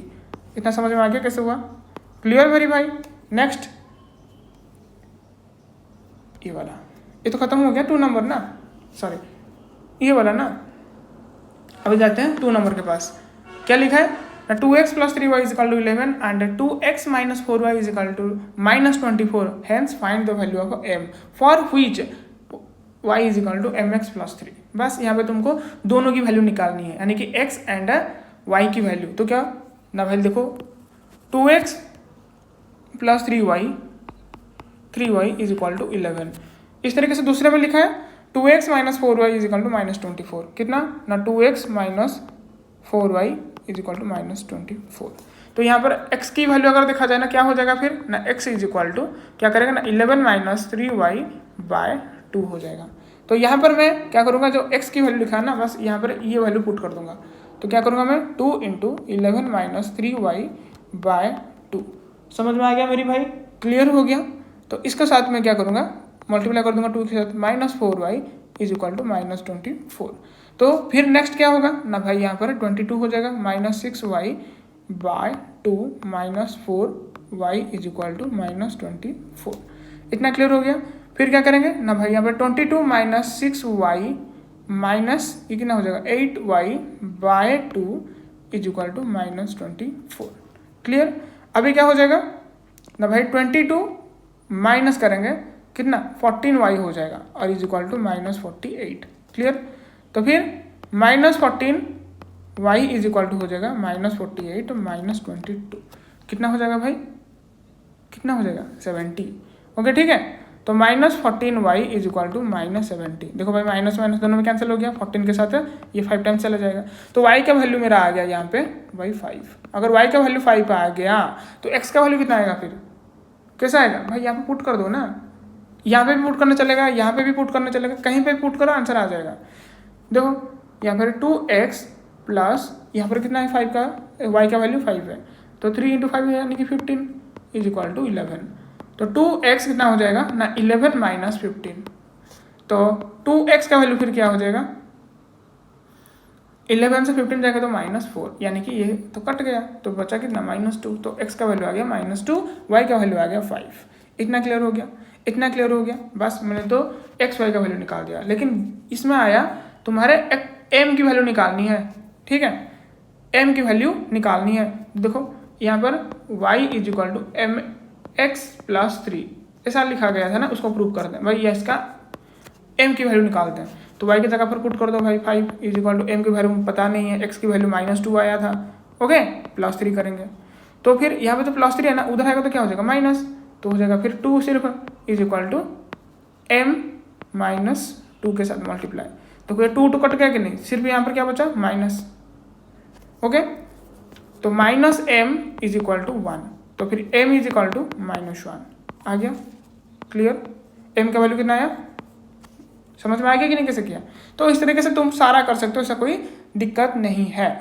ठीक है, आगे देखो आगे क्या लिखा है ना भाई एलिमिनेशन। तुमको तो मैंने बताया था ना कितना मेथड्स। अभी अगर बात करेंगे ना यहाँ पर तो सब्स्टिट्यूशन हो गया, एलिमिनेशन अभी पढ़ना है लेकिन इसको नहीं पढ़ना है क्योंकि आउट ऑफ सिलेबस है। लेकिन क्रॉस मल्टीप्लिकेशन याद रखना, ऐसा कुछ चीज़ होता है जिसके दौरान तुम x एंड y का वैल्यू निकाल सकते हो। ठीक है, चलो अभी देखते हैं भाई एलिमिनेशन चीज़ से ना तुमको समझ में आ जा रहा है, कोई किसी को तो हटा देनी है एकदम से, बस एलिमिनेशन वही होता है। ठीक है, क्या करेंगे ना, ऐसा मेथड होता है एलिमिनेटिंग, ठीक है, वन वेरिएबल।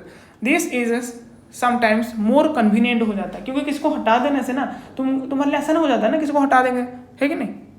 चलो आज रास्ता साफ कर देते हैं, हाँ हमारे और उसके बीच में कोई नहीं आना चाहिए। ठीक है, ओके समझ में आ रहा है कि नहीं आ रहा है। अब आगे देखो भाई क्या लिखा है, this sometimes more convenient than the substitution method. क्योंकि भाई यहाँ पे दोनों आ रहा था, अगर सब्स्टिट्यूशन की बात करेंगे ना एक्स वाई दोनों की वैल्यू निकालना जा रहा थे, लेकिन हम यहाँ पर एक को हटा देनी है एकदम से। ठीक है, चलो देखो कैसा होता है, ये एग्जाम्पल के तहत इसको सीखेंगे। क्योंकि हमारा जो वीडियो होता है कंसेप्चुअल के साथ साथ ना, मैंने बोला था क्या ना भाई क्वेश्चन कम कंसेप्ट्स। देखो यहाँ पर कंसेप्ट भी सीखना है और क्वेश्चन के साथ साथ। The ratios of income of 2 persons कौन सी ना भाई 9:7 है। इतना समझ में आ गया, कितनी है 9:7 है। क्या है ये सब ना भाई इनकम होता है 2 पर्सन के। ठीक है,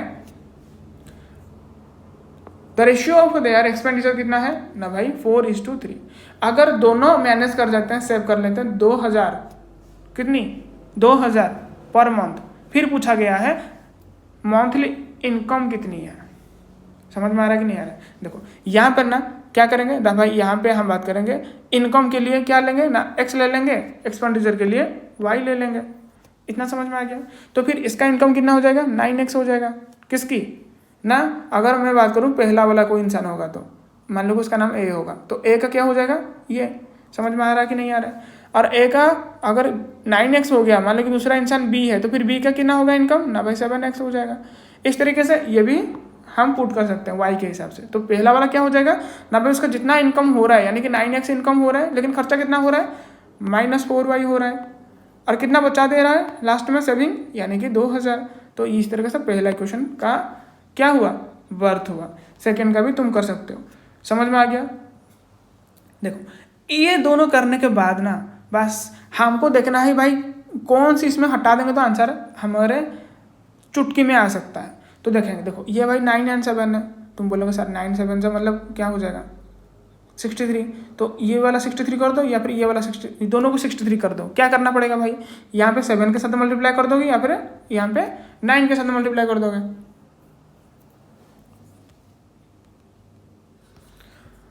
यहाँ पे 9 के साथ, यहाँ पे 7 के साथ मल्टीप्लाई करोगे, यहाँ पे 9 के साथ मल्टीप्लाई करोगे, फिर जाके दोनों का वैल्यू समान हो जाएगा। यहाँ पर 63 हो जाएगा, यहाँ पे भी 63 हो जाएगा। लेकिन जो करनी है ना, अगर मैं 7 मल्टीप्लाई करूंगा ना, जो ब्रैकेट के अंदर है ना ये चीज़, सबके साथ ऐसा ऑपरेशन किया जाएगा। जैसे कि तुम्हारे स्कूल में ना कोई बच्चा ठीक है मांग कर रहा है भाई हमको लड्डू चाहिए, कब ना इंडिपेंडेंस डे पे, लेकिन तुम्हारा टीचर सिर्फ उसको लेकर दे देंगे। इस कहाँ का सही बात हुआ, नहीं ना। जितने बच्चे होंगे सबको मिलेगा यहाँ पे।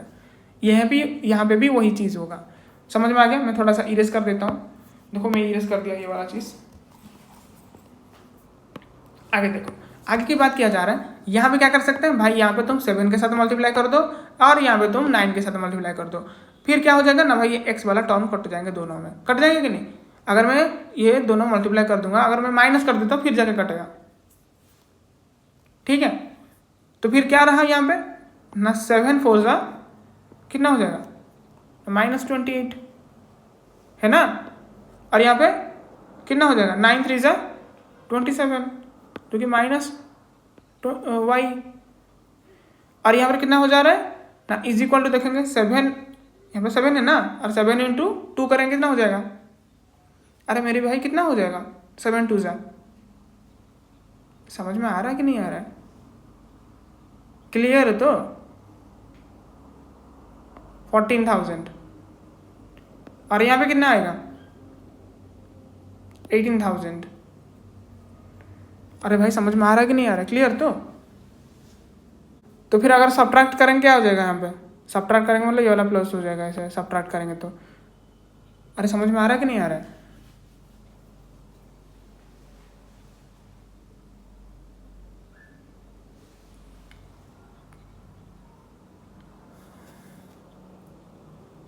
तो -1 y इज इक्वल टू हो जाएगा -4,000।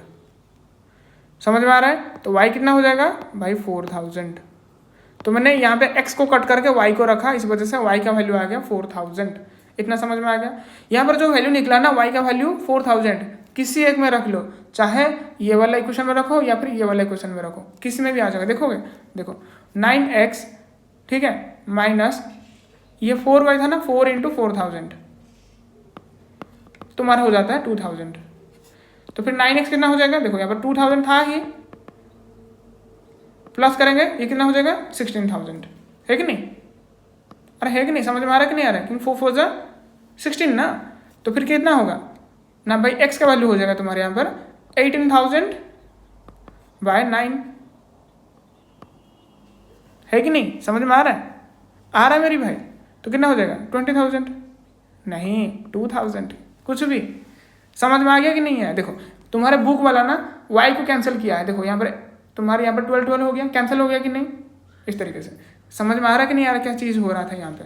मैंने क्या किया, जो मैंने यहाँ पे तुमको समझाया ना, यहाँ पे सिर्फ यहाँ पे लिख के वो चीज़ किया गया, स्टेप 1 करके बस तुम क्या करोगे, इक्वेट करोगे। जैसे कि मैंने यहाँ पे इक्वेट किया था 63 किया था, फिर मैंने यहाँ पर क्या किया था ना भाई सब्ट्रैक्ट, देखो यहाँ पर सब्ट्रैक्ट ही हो रहा है, फिर तुम्हारा निकल जाएगा y की वैल्यू, जैसे कि यहाँ पर है ठीक है, ये वाला y की वैल्यू निकल गया।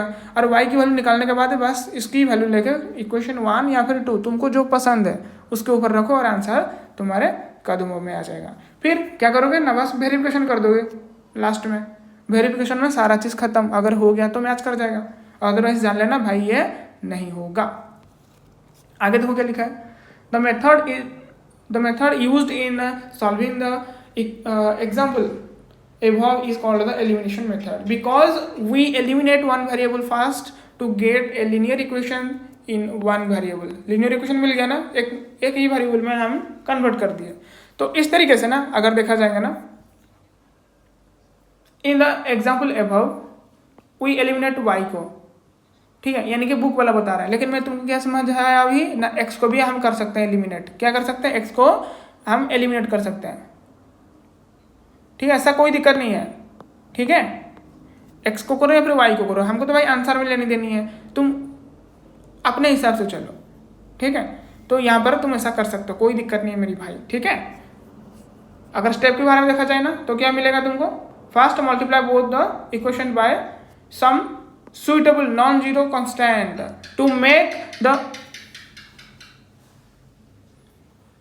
First multiply both the equations by some suitable non-zero constants to make the coefficient of one variable either x का करो या फिर y का। देखा कि नहीं, यहाँ पर x हमने किए थे लेकिन बुक वाले y के किया था, समझ में आ गया। फिर हमने न्यूमेरिकल इक्वल करने के बाद सब्ट्रैक्ट किए थे, देखो यहाँ पर आर या फिर सब्ट्रैक्ट करने के बाद किया गया है, ठीक है। समझ में आ रहा है कि नहीं आ रहा है।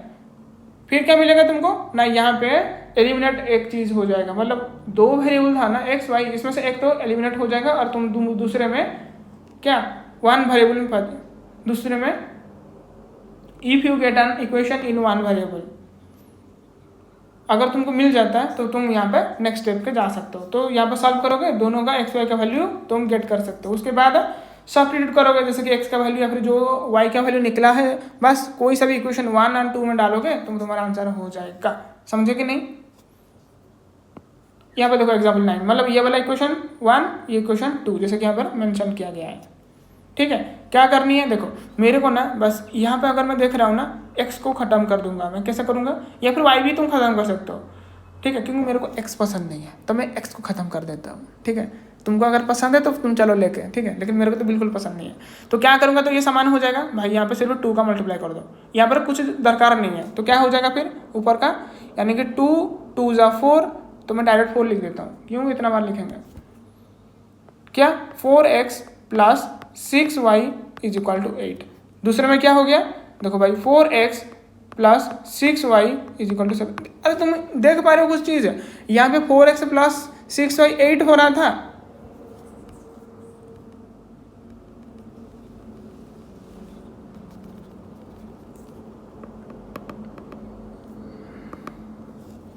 Is equal to 16, okay. और दूसरे में देखो 4x plus 6y is equal to 7। और भाई कुछ देख पा रहे हो, यहाँ पे कुछ देख पा रहे हो, यहाँ पे सेम चीज़ को हमने क्या किए, जब भी प्लस किए ना तो 16 आ रहा है, यहाँ पे देखो वही है 4x plus 16y is equal to 7 आ रहा है। तो देखो भाई यहाँ पे 4x प्लस 6y 16 आ रहा है, यहाँ पर वही सेम लिखा था मैंने, 4x plus 6y is equal to 7। भाई मतलब बोलते हैं ना, वो मूवी में था क्या, वो सेम चेहरा, समझ में आ रहा है कि, लेकिन कारनामा कुछ अलग अलग है, वही वो सेम चेहरा लेकिन कारनामा कुछ अलग है, देख रहे हो, कारनामा कुछ अलग है, देख रहे हो। तो यहाँ पर ये तो फॉल्स हो जाएगा, ये तो होगा ही नहीं, क्योंकि ये फॉल्स स्टेटमेंट है। अगर यहाँ पे समान हो रहा है तो यहाँ पर भी समान होनी चाहिए, लेकिन ये हो नहीं रहा है, तो बोल सकते हैं डायरेक्ट फॉल्स में। तो आगे जाऊँगा नहीं, मेरे को इतना देखने के बाद समझ में आ गया, लेकिन तुमको बुक के हिसाब से जो फॉर्मूला दिया गया है, जो फॉर्मेट दिया गया है, उसके हिसाब से चलनी है। क्या करना है, जैसे कि यहाँ पर तुमको दिख गया ना समान, तुम या माइनस कर दो यहाँ पे, अगर इसको माइनस कर दोगे ना, ये तो पूरा जीरो हो जाएगा, ये वाला साइड, जैसे कि यहाँ वाला पूरा कट जाएगा ना, ये वाला पूरा कट जाएगा। तो क्या आया ना भाई, यहाँ पे सिर्फ तुमको दिखाई दे रहा है 16 माइनस 7, तो ये वाला क्या जीरो हो सकता है थोड़ी, नहीं ना, ये जीरो हो सकता है थोड़ी, ये तो 9 आएगा, अगर उसका तुम माइनस करोगे तो 9 आएगा ना, तो ये थोड़ी ना जीरो है, तो ये स्टेटमेंट फिर रॉन्ग हो जाएगा। समझ में आ गया। अभी देखेंगे एग्जाम्पल नंबर 10 में। एग्जाम्पल 10 में क्या बात हो रहा था, देखो एग्जाम्पल 10 में ऐसा बात किया जा रहा है, the sum of a 2 digit number and the number obtained by reversing the digit is 66। समझ में आ रहा है। If the digit of the number is differ by 2, find the number, how many such numbers are there. इस तरीके से कैसे कितना तुम नंबर गेट कर सकते हो।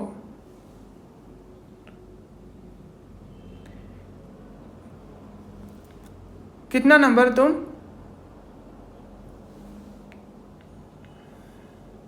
फाउंड कर सकते हो।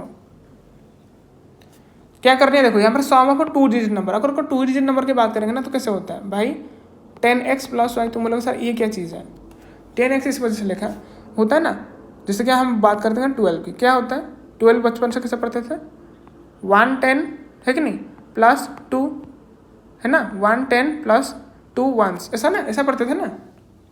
समझ में आ रहा है कि नहीं आ रहा, 110 हो रहा था, 2 1s हो रहा था। अगर मैं बात करूँ इस तरह से 52 की, 5 10 से हो रहा था प्लस 2 1s हो रहा था, है कि नहीं। समझ में आ रहा है कि नहीं आ रहा। इस तरीके से यहाँ पर हो जाएगा वही। यहाँ पर तो मैं 10 नहीं लिख सकता ना तुम्हारे जो कि ग्रेड के हिसाब से, इसको मैं x लिखूंगा और यहाँ पे जो 1s के वैल्यू के लिए मैं y लिखूंगा। ठीक है, समझ में आ गया। बस अगर उसको रिवर्स करेंगे तो क्या हो जाएगा भाई, अगर रिवर्स करेंगे ना तो फिर यहाँ पर 10y प्लस x हो जाएगा। अगर ये वाला नंबर है उसको रिवर्स कर दूंगा, उल्टा कर दूंगा, तो ये हो जाएगा ना 10y प्लस x। समझ में आ रहा है कि नहीं आ रहा है। अरे भाई समझ में आ रहा है कि नहीं आ रहा है। बस बुक के हिसाब से बोला गया है अकॉर्डिंग टू क्वेश्चन, बस इन दोनों को तुम अगर सम कर दोगे ना मेरी भाई, तो कितना आना चाहिए ना भाई, 66 आना चाहिए। तो चलो सम करते हैं। क्या लिखा है ना, 10x, क्या भाई 10x प्लस वाई, एंड क्या लिखा है ना भाई 10y प्लस x। तो अगर जोड़ देंगे ना तो 11x प्लस 11y हो जाएगा, जिसका वैल्यू है 66। तो सब में 11 है तो कट कर दो ना भाई, तो x प्लस वाई कितना हो जाएगा ना भाई 6। मिल गया तुमका आंसर, पहला इक्वेशन। शाबाश। फिर लिखा गया क्या, if the digits of the number is differ bye. देखो यहाँ पर डिजिट क्या आ रहा था ना, x प्लस वाई आ रहा था 6। अभी देखो बोला गया ना x minus y is equal to 2। और क्या चाहिए,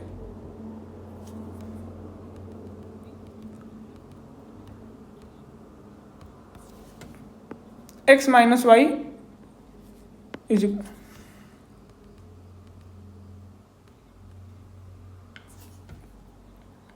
y इज इक्वल टू 2। देखो भाई ये इक्वेशन 1 हो रहा था इधर में, ये इक्वेशन 2 हो रहा है। समझ में आ गया। तो क्या करेंगे भाई, देखो यहाँ पर x प्लस वाई आ रहा है 6 और x माइनस वाई आ रहा है 2। तो क्या करेंगे, x का वैल्यू क्या करेंगे, देखो भाई इन दोनों को जोड़ने के बाद इसको जोड़ दो और डिवाइड कर दो 2। अगर x की वैल्यू निकालनी है क्या करेंगे ना भाई, पूरा जोड़ दो। क्या करना है, इन दोनों को जोड़ दो, यह जो लिखा है ना कितना है 8/2 कर दो। अगर y का निकालनी है क्या करोगे, इसको इससे माइनस कर दो, 4/2 कर दो।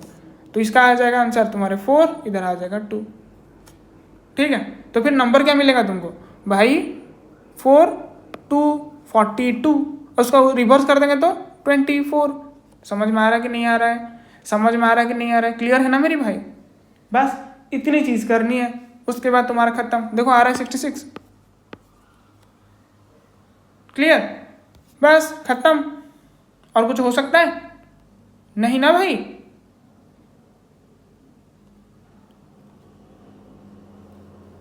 तो फिर उसके बाद आता है एक्सरसाइज 3.3। हाँ, और एक चीज़ बोला गया था, इस तरीके से तुम कितना नंबर गेन कर सकते हो, कितना नंबर पा सकते हो। एक तो तुम्हारा ऐसा कॉम्बिनेशन हो सकता है 42 24। अगर मैं नंबर लेता हूँ 42 उसका रिवर्स कर दूंगा ये, या फिर तुम ऐसा कर सकते हो भाई मैं नंबर लेता हूँ 24 उसका रिवर्स कर दूंगा 42। ये एक हो सकता है, ये एक हो सकता है, इस तरह से पेयरिंग। तो कितना मिलेगा तुमको भाई, आंसर 2 मिल जाएगा तुमको।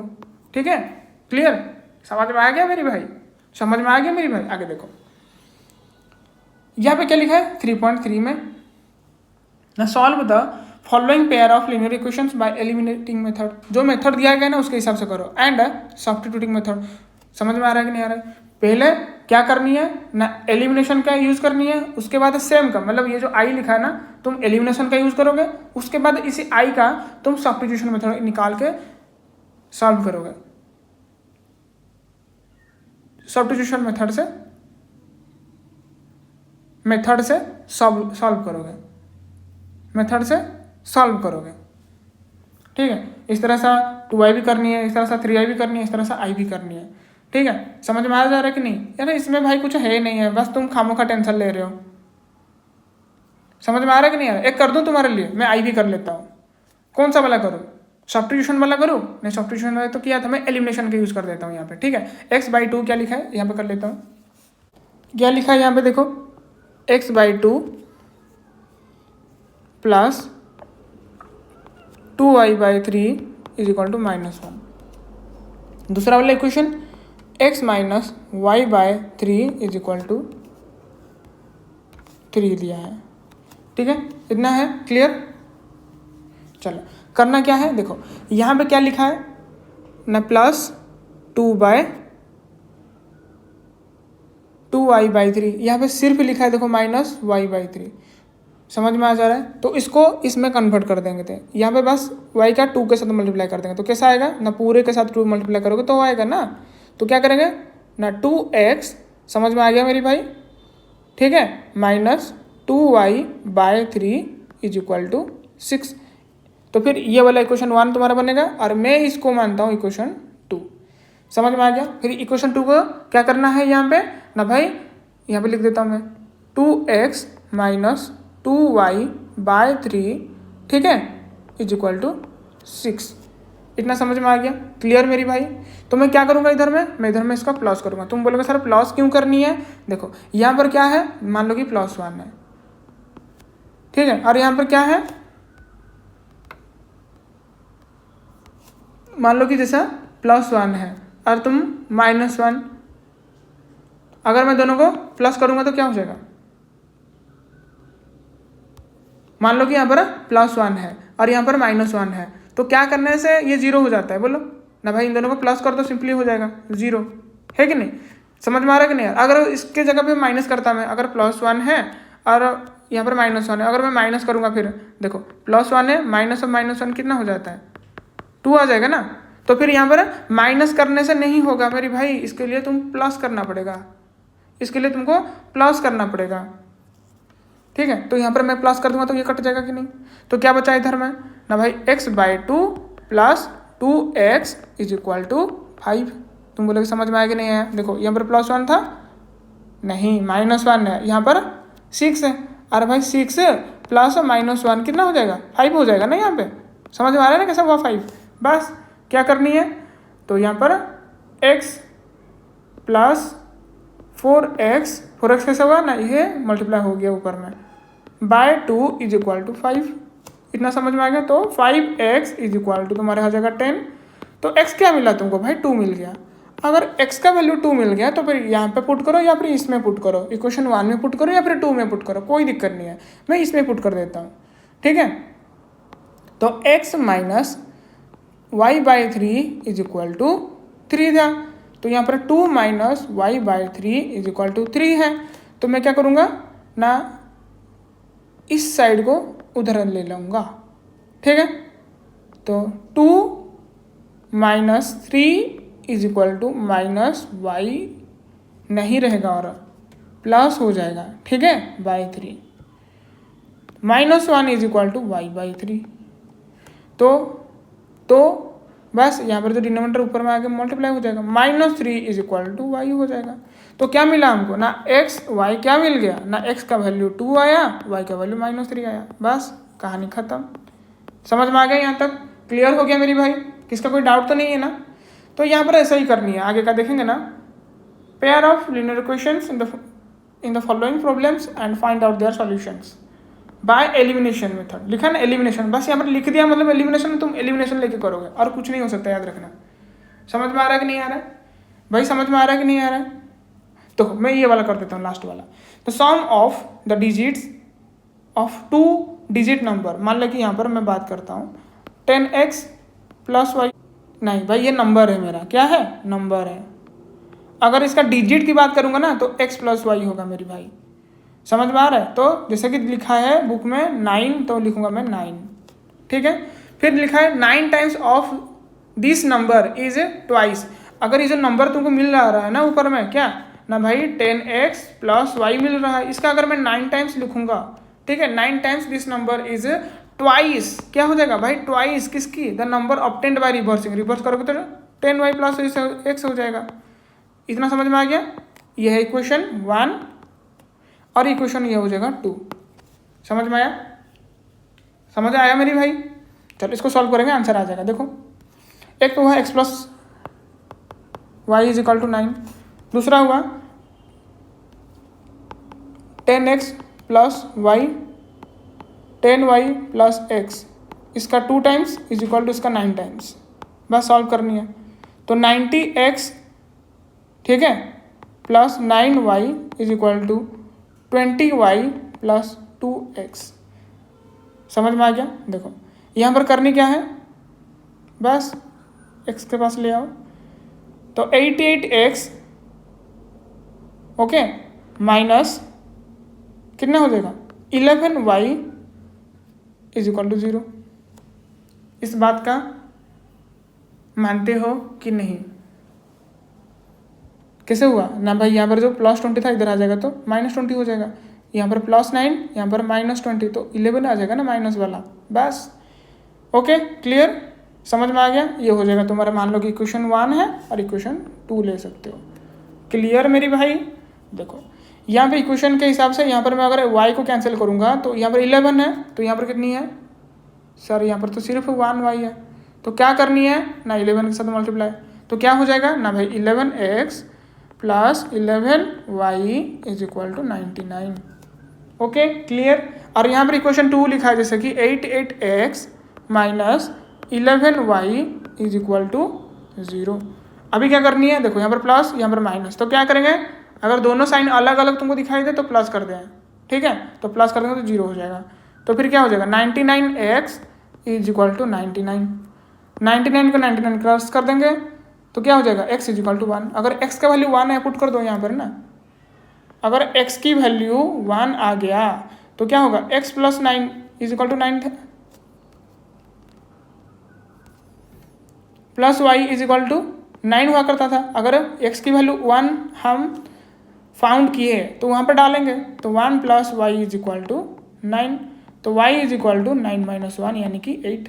तो नंबर क्या हो जाएगा फिर तुम्हारा ना, हम नंबर लिए थे 10x प्लस वाई है कि नहीं, तो फिर क्या करेंगे ना 10 इंटू 1 प्लस वाई का वैल्यू 8, तो कितना हो जाएगा भाई 10 प्लस 8 यानी कि 18। समझ में आ गया कि नहीं आया किस तरह से मैं निकाला? इसी तरीके से तुम किसी का भी आंसर निकाल सकते हो, ठीक है। चैप्टर बहुत आसान है मेरी भाई, ठीक है। मैं यहाँ पर जैसे किया, तुमको बस स्टेप के हिसाब से लिखना जाना है, ठीक है। समझ में आ रहा है कि नहीं? मैंने क्या किया भाई, यहाँ पे मैंने दोनों को इक्वेट कर दिया, ये एक्स वाई का वैल्यू, एक्स तो नहीं किया, वाई की वैल्यू इक्वेट कर दिया, ठीक है। फिर मैंने क्या किया ना भाई, यहाँ पर मैंने प्लस किया। क्यों प्लस किया? क्योंकि यहाँ पर साइन अलग अलग था तो प्लस करेंगे, अगर प्लस करेंगे फिर जाके इसका वैल्यू 0 हो जाएगा, तो इस वजह से ये कट गया। अभी वैल्यू यहाँ पर 99 था, यहाँ पर 99 है, ठीक है। समझ में आ रहा है कि नहीं आ रहा? क्लियर। तो इस तरीके से तुम x का वैल्यू निकालोगे, जैसे कि यहाँ पर 1 निकला, और x का वैल्यू अगर 1 निकला है, इसको लेकर कोई सा भी इक्वेशन 1 या फिर 2 में डाल दोगे तो तुम्हारा y का वैल्यू निकल जाएगा। फिर डालोगे भाई, जैसे कि हमने लिए थे नंबर 10x प्लस वाई, तो 10 इंटू 1 प्लस 8, ठीक है, यानी कि 18 नंबर आ गया है, ठीक है। कोई डाउट तो नहीं अभी तक? क्लियर मेरी भाई? और कुछ है क्या? नहीं ना? अब यहाँ पे देखते हैं। इस तरीके से भाई तुम सारा कर सकते हो, ऐसा कोई दिक्कत नहीं है, पूरा आसान चीज़ है। अगर भाई किसको कोई चीज़ में प्रॉब्लम हो रहा है, डाउट हो रहा है, तो प्लीज़ भाई कमेंट करो, ठीक है। अगर तुम कमेंट करोगे मैं इसका आंसर जरूर दूंगा, ठीक है। समझ में आ रहा है कि नहीं आ रहा है? अगर भाई वीडियो अच्छा लगता है तो भाई लाइक करो, शेयर करो, अनसब्सक्राइब कर दो, ठीक है। और ये तो तुम्हारा सिर्फ खत्म हो रहा है कौन सी ना भाई, कॉन्सेप्ट्स, है कि नहीं। फिर उसके बाद मैं लेकर आऊँगा प्रैक्टिस, प्रैक्टिस भी तुमको करनी है। अरे भाई एग्जाम जाने से पहले मिनिमम तो 20 to 30 टाइम्स प्रैक्टिस करनी है।